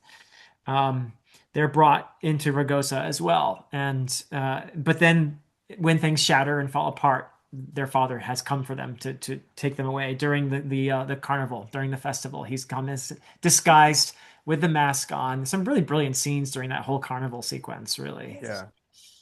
But There's a leashing scene that's particularly interesting.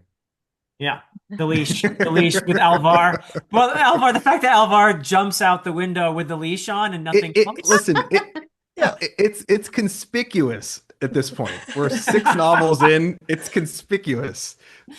I mean, Like no, but Is this a thing in Fiona Bar too? Because I haven't read Fiona Bar. I don't know. I don't know. I don't think anyone But gets tied up. definitely Tigana, Song for Arban, and That's Lions.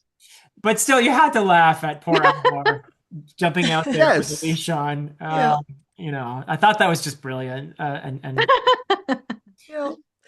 I mean, I'd put in that just in that list of things though too. Also, I mean, I know we don't have time to go into detail, but like Miranda, what Miranda's sort of like thing that Yes. she plays Yes. Yes. on Yes. Rodrigo when he comes back. Again, the tying up, the like that moment, like yes, and it of isn't course, very. he reveals at the end that he actually had gotten himself loose as well. But he Yep. wanted to give her that, I guess, that moment of control. Yep. Oh goodness. Yeah. Yeah. Yeah.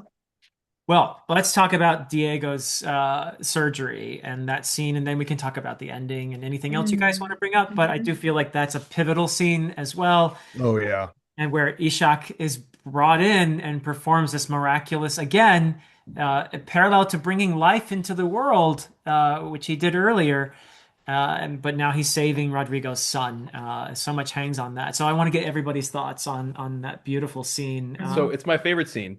Okay. And I cried in that. I cried reading that scene, and the moment Mm. I cried was when the doctor from the north says to after Ishak does the procedure, he says Inigo, that was the what was his name? Inigo, or something like that. Inigo, yeah, Inigo, Inigo or something. yeah. Nice. That Nice that was German. the essentially the best moment of my professional career, my whole life. Being a Yeah. part of that, witnessing that, it was just I don't know, it just brought me to tears. It's so beautiful, but it's Mm. again, it's this moment of individual by individual compassion, healing.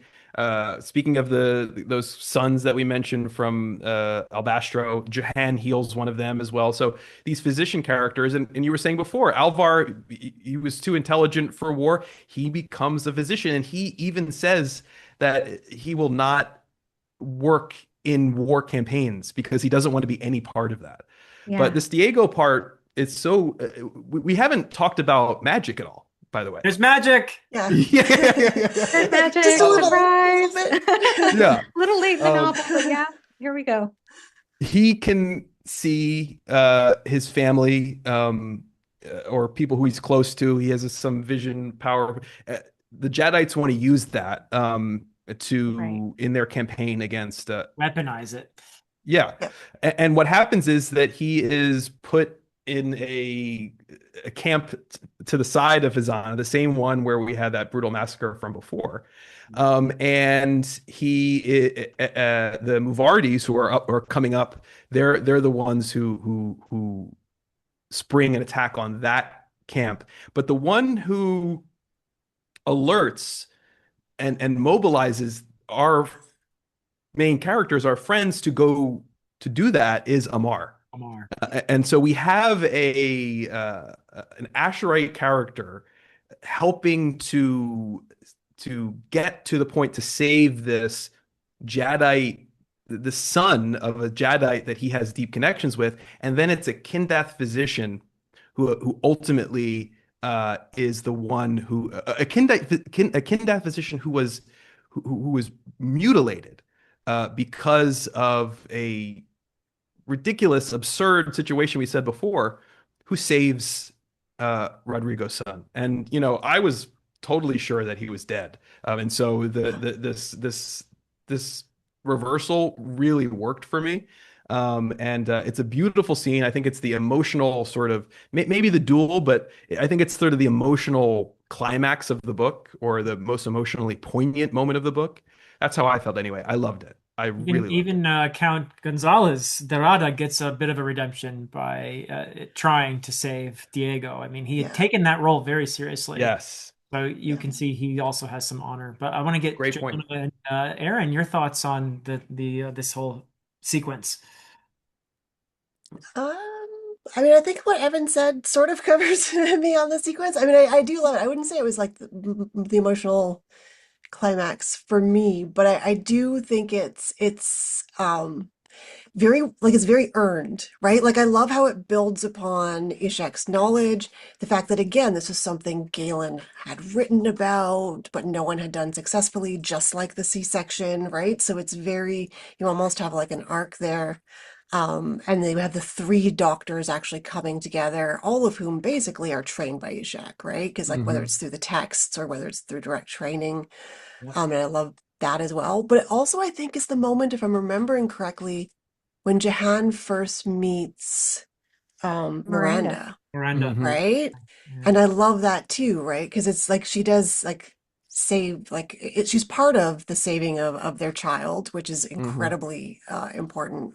But also they sort of come to a um like just an understanding and a balance, if you will, right? In terms of that. And of course, at this point, she's chosen Amar and they're going to be, together and whatnot. But like, it's almost like Miranda is brought in to that, their whole relationship. And I love the way he does that. Like, no one is left out in any sort of non-structural way. Like, everyone cares about everyone else. It's just the politics that rips them apart. Right. And I love this moment for that. It has that more people are being brought together in a way that's just fundamentally beautiful and making his point that like individuals can do this. It's the units where we're talking political or religious that end up tearing them apart. And I love it. Beautiful. Yeah, Joanna? I think it's a beautiful moment that showcases so much about these people, these individuals. I think it's basically just what you're saying, Erin, like these individuals coming together and they're all, we have doctors, we have a Jadeite boy, we have Amar who's there too, Kyran, and and I think it's also an important moment for Miranda and Jahan because Miranda knows of Jahan obviously because of the letters and had even reason to maybe be jealous a little bit, but or thought she might. And of course we know at this point, like you said, that Jahan has chosen Kyran, and also respected how much, and that one of the main reasons is because she respected how much Rodrigo loved Miranda, how much he truly loved his wife, that he would spend that evening at the carnival writing letters to her Mm. instead of partying with everybody else. And yet I also thought that another powerful thing about that scene, and I think it's an important scene actually, and important for the other climactic moment that happens between Amar Kairan and Rodrigo in the duel.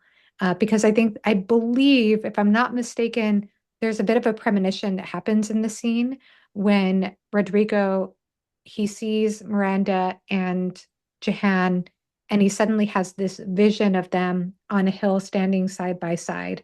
And I feel like he has almost like a premonition of them standing side by side whenever he dies. Mm. So I don't know if that is accurate or not, but I got that impression that there was a bit of a premonition happening there.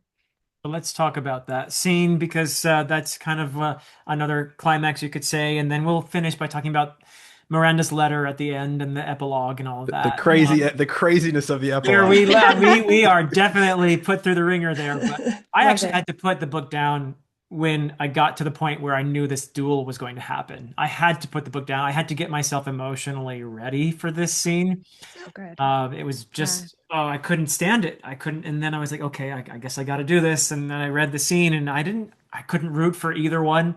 The tragedy of it was just so poignant to me, especially as we were seeing it through the eyes of Jahan and Miranda. And just devastating, really, in so many ways, but we knew it was going here all along. We knew the scene was going to happen. From the moment that the two met in Ragosa and they fought side by side against the five, we knew this duel was going to happen. Yes. So many Yes, we did. premonitions. Mhm. But your thoughts on the duel, guys, and then we'll talk about the epilogue. Well, I'll just say that there's a line earlier in the book. I think it might be between the two of them talking, where he said, which is so central to everything, which he says, "What happens when two good men meet?" And the answer is meet in war. It means he says that it means that something's going to end. And that really is the thesis of this book. We have um, no character who is this like mustache twirling villain who we can feel very good about dying, and these two especially not. They're two of our favorite characters from the book. I mean, it's impossible not to really to really commiserate with them and feel like we understand them. And that's what is being played out here. Something is going to end. And the way he does the scene with us not knowing who is who, um, I,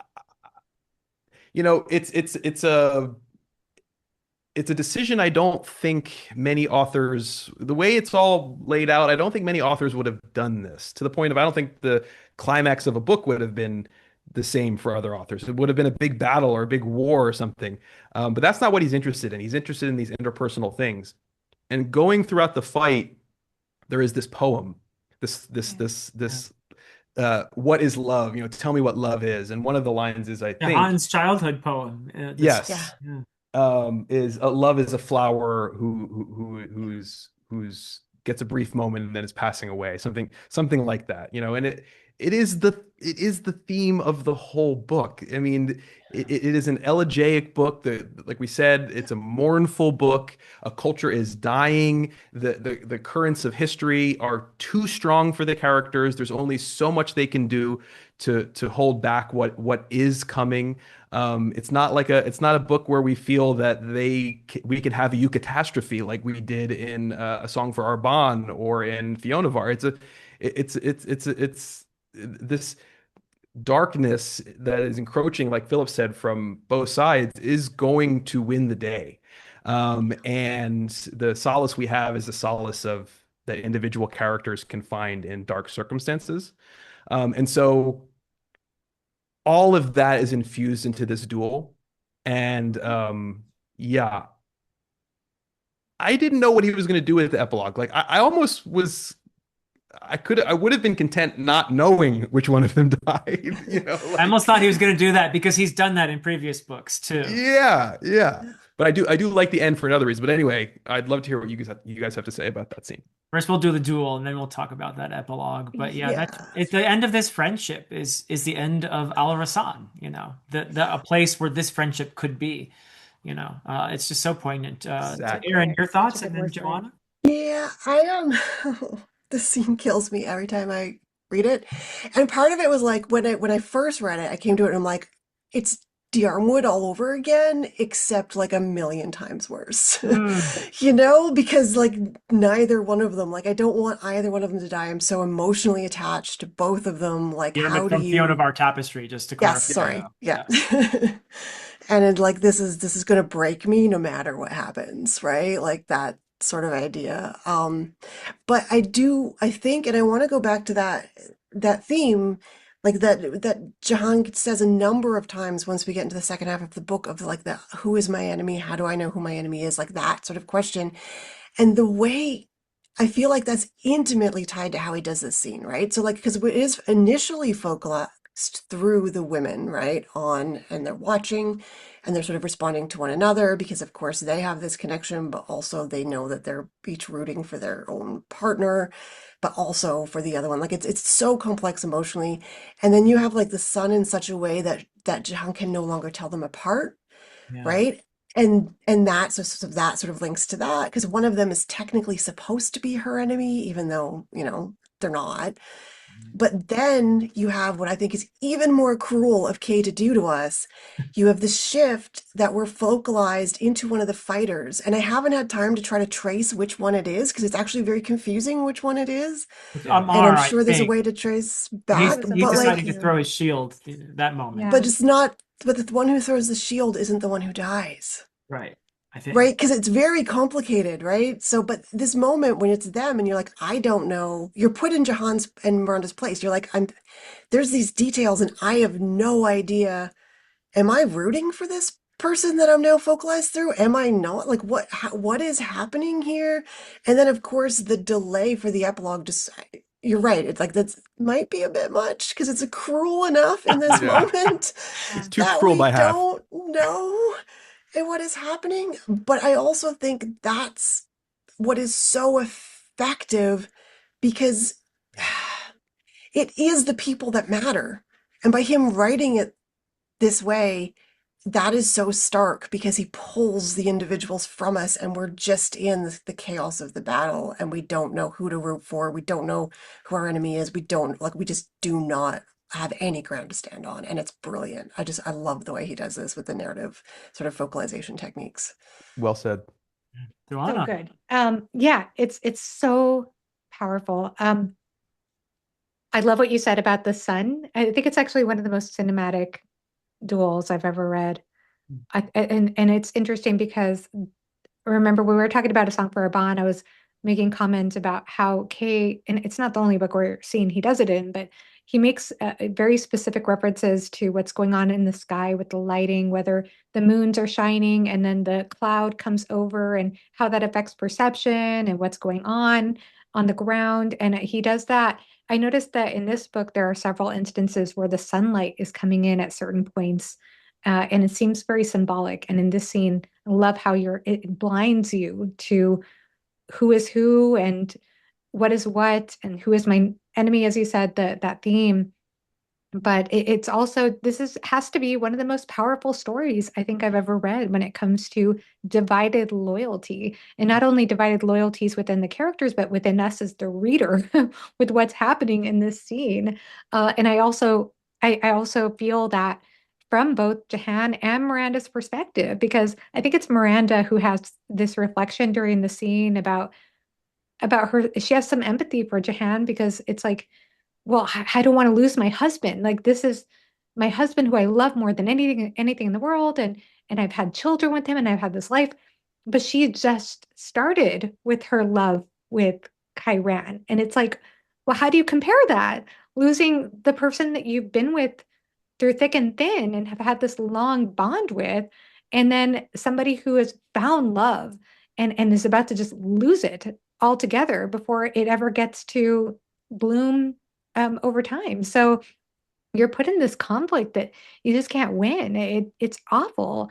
So I guess that's what I would have to say about that. It was so incredibly powerful and visual and uncertain and heartbreaking. And I guess before we get into the epilogue, which I'm also excited to talk about, I also want to know, did any of you all know? I mean, I know Erin, it's a reread for you as well, but did you all have any guesses about who it was that won? No idea. I No, mean, none. And No, not the like I first time said, I I read almost it. wanted to never know. Yeah. Because like exactly like you said, there is no winner, and there, in a sense, is no winner in the conflict that's happening on a larger scale as well. Yeah. yep, exactly. And That's the it's point. Yeah. yeah, Ah, yeah, yeah. Except there's a And clear again, loser, yeah. And right? I think The yes, again, loser is Al-Rassan. I think Sorry. this is also why it was really important to have that scene with Diego going through the surgery, because that was important for Miranda to have that connection with Chan. And I think that's important for her own empathy in that one scene. Yeah. Well, then let's talk about Alvar in Serenica. Happy birthday, Alvar, who's So now wait, so a wait, so doctor. wait, so wait, wait. One more thing.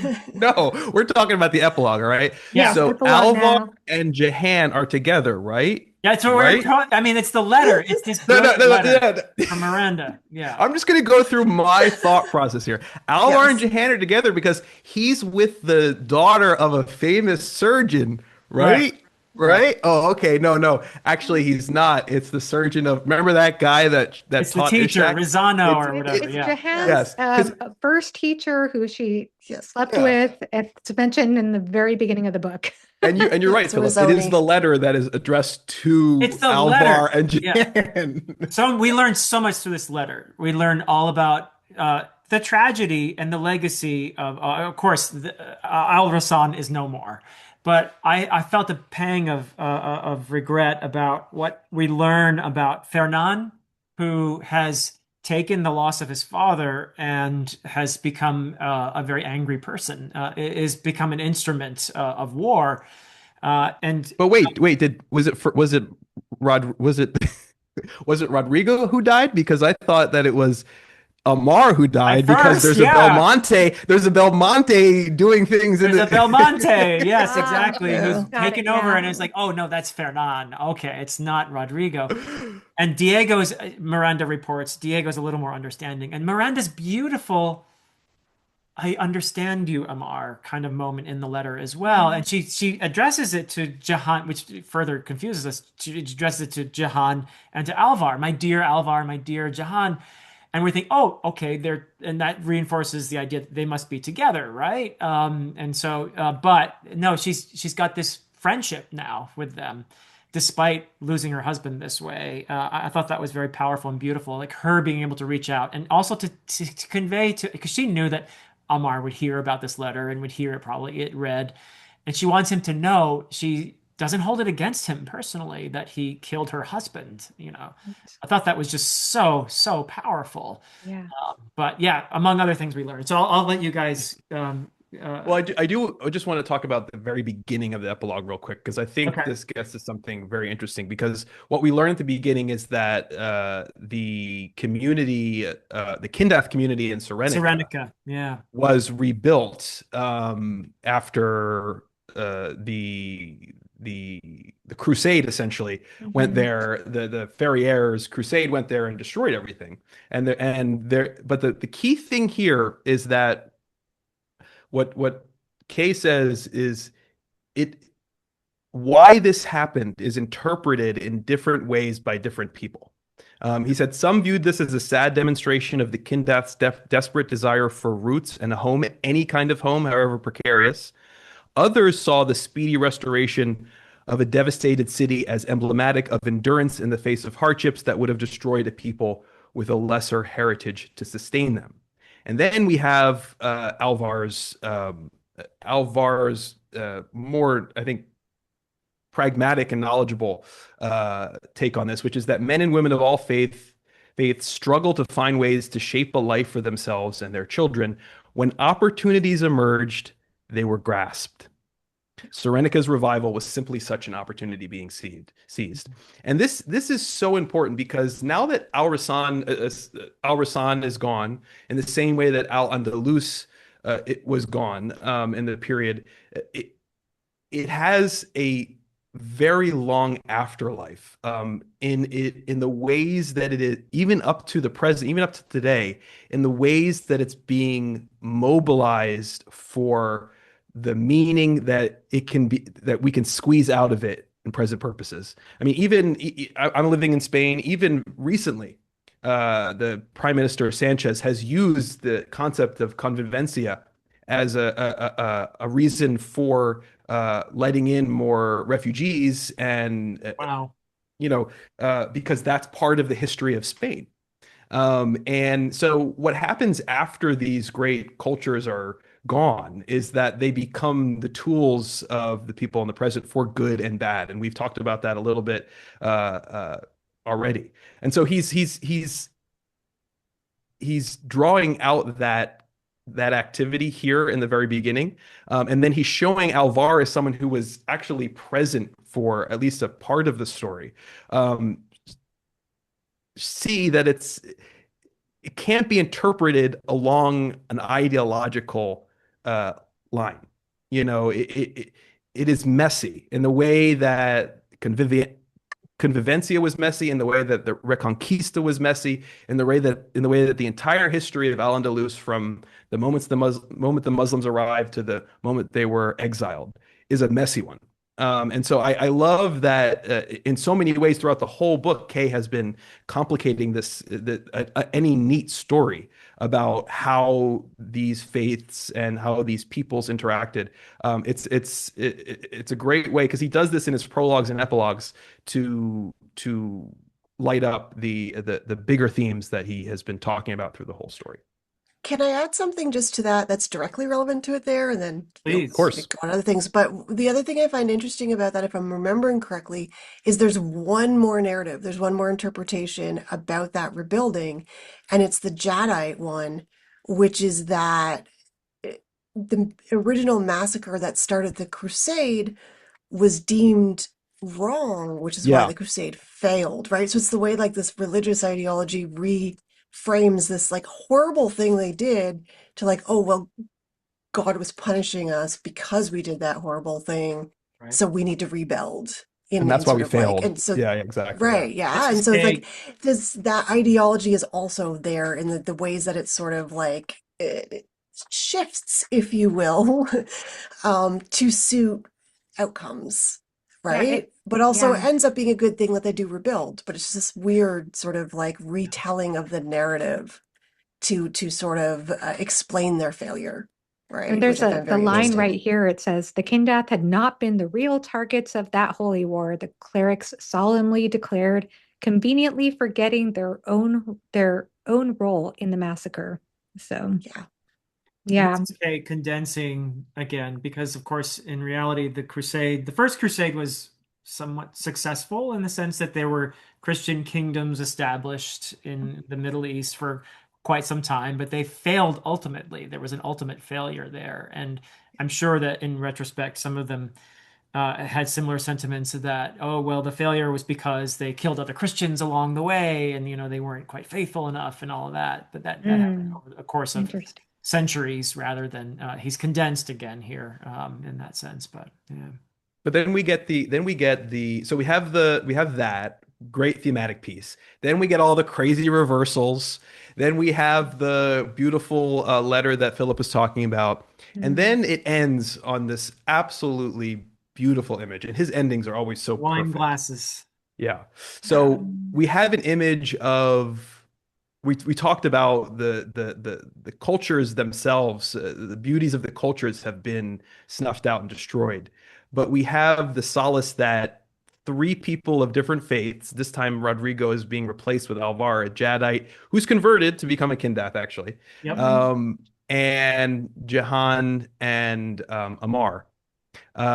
It's such a lovely domestic scene. It's like an ideal, what you would want, living close to your best friends a few houses away. And Yeah. after this great birthday, Alvar is like this physician that everybody loves in Serenica, and they sit down and just have they have some wine and Alvar is like, hey, Amar, can you give us one of the old poems, and he Yeah. gives the beautiful elegy for Al-Rassan, which is based on a real poem. It's a very similar pattern as that poem. And then, like Philip said, you have them walking away with three full wine glasses laid out on the places where they are. And we haven't talked about at all, but we take a whole another video.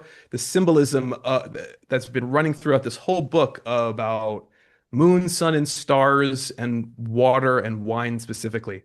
They're in some of Amar's poems, and this idea of wine being something that brings people together, that people can share and share themselves across cultures and across these things. It's just, it takes me back to the beautiful uh, ending of Tigana with seeing the Rizalka and all these things. Like he just leaves you with these really poignant moments that he knows how to make it linger. in your mind. And I've been thinking about just that scene for, for the period of time since I read the book. But anyway, Yeah. I loved this epilogue. There's still beauty in the world, and fellowship. That seems very important to me. Yeah. What are your thoughts on it, Joanna? Oh, And I don't know that I have much to add. I think that was all so beautifully said. So, makes me want to toast to the book with a glass of wine or something. We should. Yeah. Yeah. we should.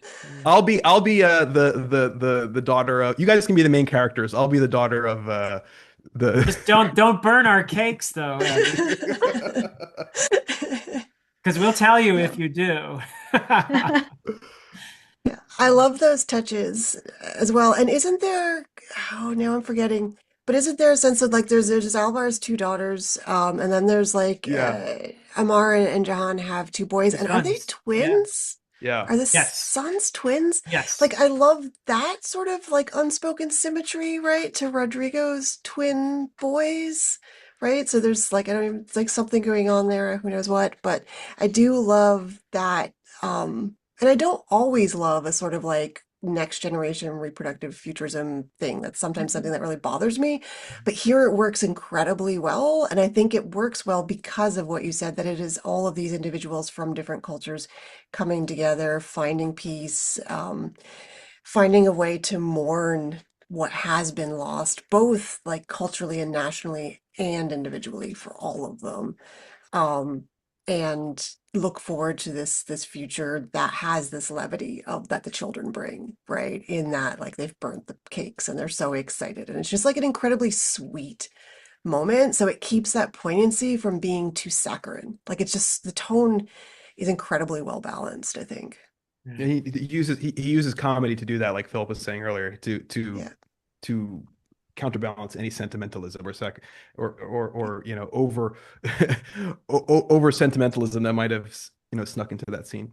So perfectly done. Yes.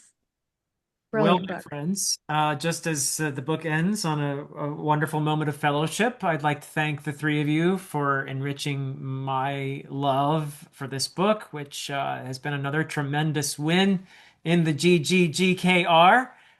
So Boom. thank you to the Now it's three. my understanding that the next books take place in the same world. Does anybody? I believe so. Yeah. Okay, so What's Yes. the that's next? interesting. What's next for you guys? The So Road to Sarantine Mosaic. Sarantium. Sarantine Mosaic. Oh yes, Um, yeah, Yeah. that one's more fantasy like too. Has a lot of fantasy touches. yeah. Ooh. Yeah. What was I to ask? Oh, Philip, did you say what your favorite is so far? Oh, Yeah, rank please. it, Philip. We know you love ranking. Rank it, rank Put you on it. the spot. Oh, I don't know. I have no idea. I can't. Thank you for putting him on the spot, Joanna. I appreciate that. Yes, I'm yeah. gonna Someone has Evan, to. had a sort of cop out answer to that earlier, and I'm gonna Yeah. steal his answer, which is right now probably this and a song for Arbonne and Tigana. Although there were moments when I was reading Fiona of R2 and I thought I love this so much. So I don't know. I just it's hard. Yeah, I don't know. I can't. I just can't. They're all beautiful and brilliant. The one thing I will say from that I said in the beginning, though, that distinguishes this for me is that it was a little more melancholy than the others, for sure.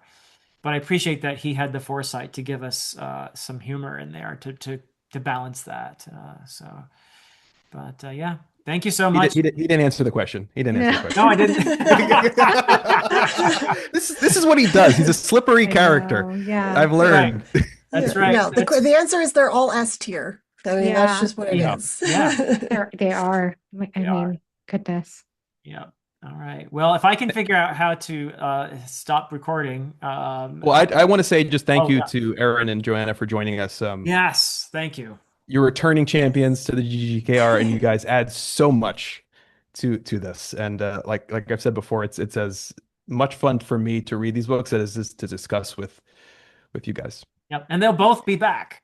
They will both be back. So I'm But excited yeah, for no, that. thank you so much because I love doing these. Like this is why I got into teaching, but I love that booktube became a thing because like excuses for conversations about phenomenal books with interesting, intelligent, like super smart, fun people. And it's the I love that you guys are doing this and bringing different guests on, and I really, really appreciate being included because it's so much fun. Well, it's our honor and pleasure, really. And Joanna, any final words for us? Oh, it's just an honor to be part of this. I absolutely adore this book, and this has just been such a beautiful discussion. So thank you all so much.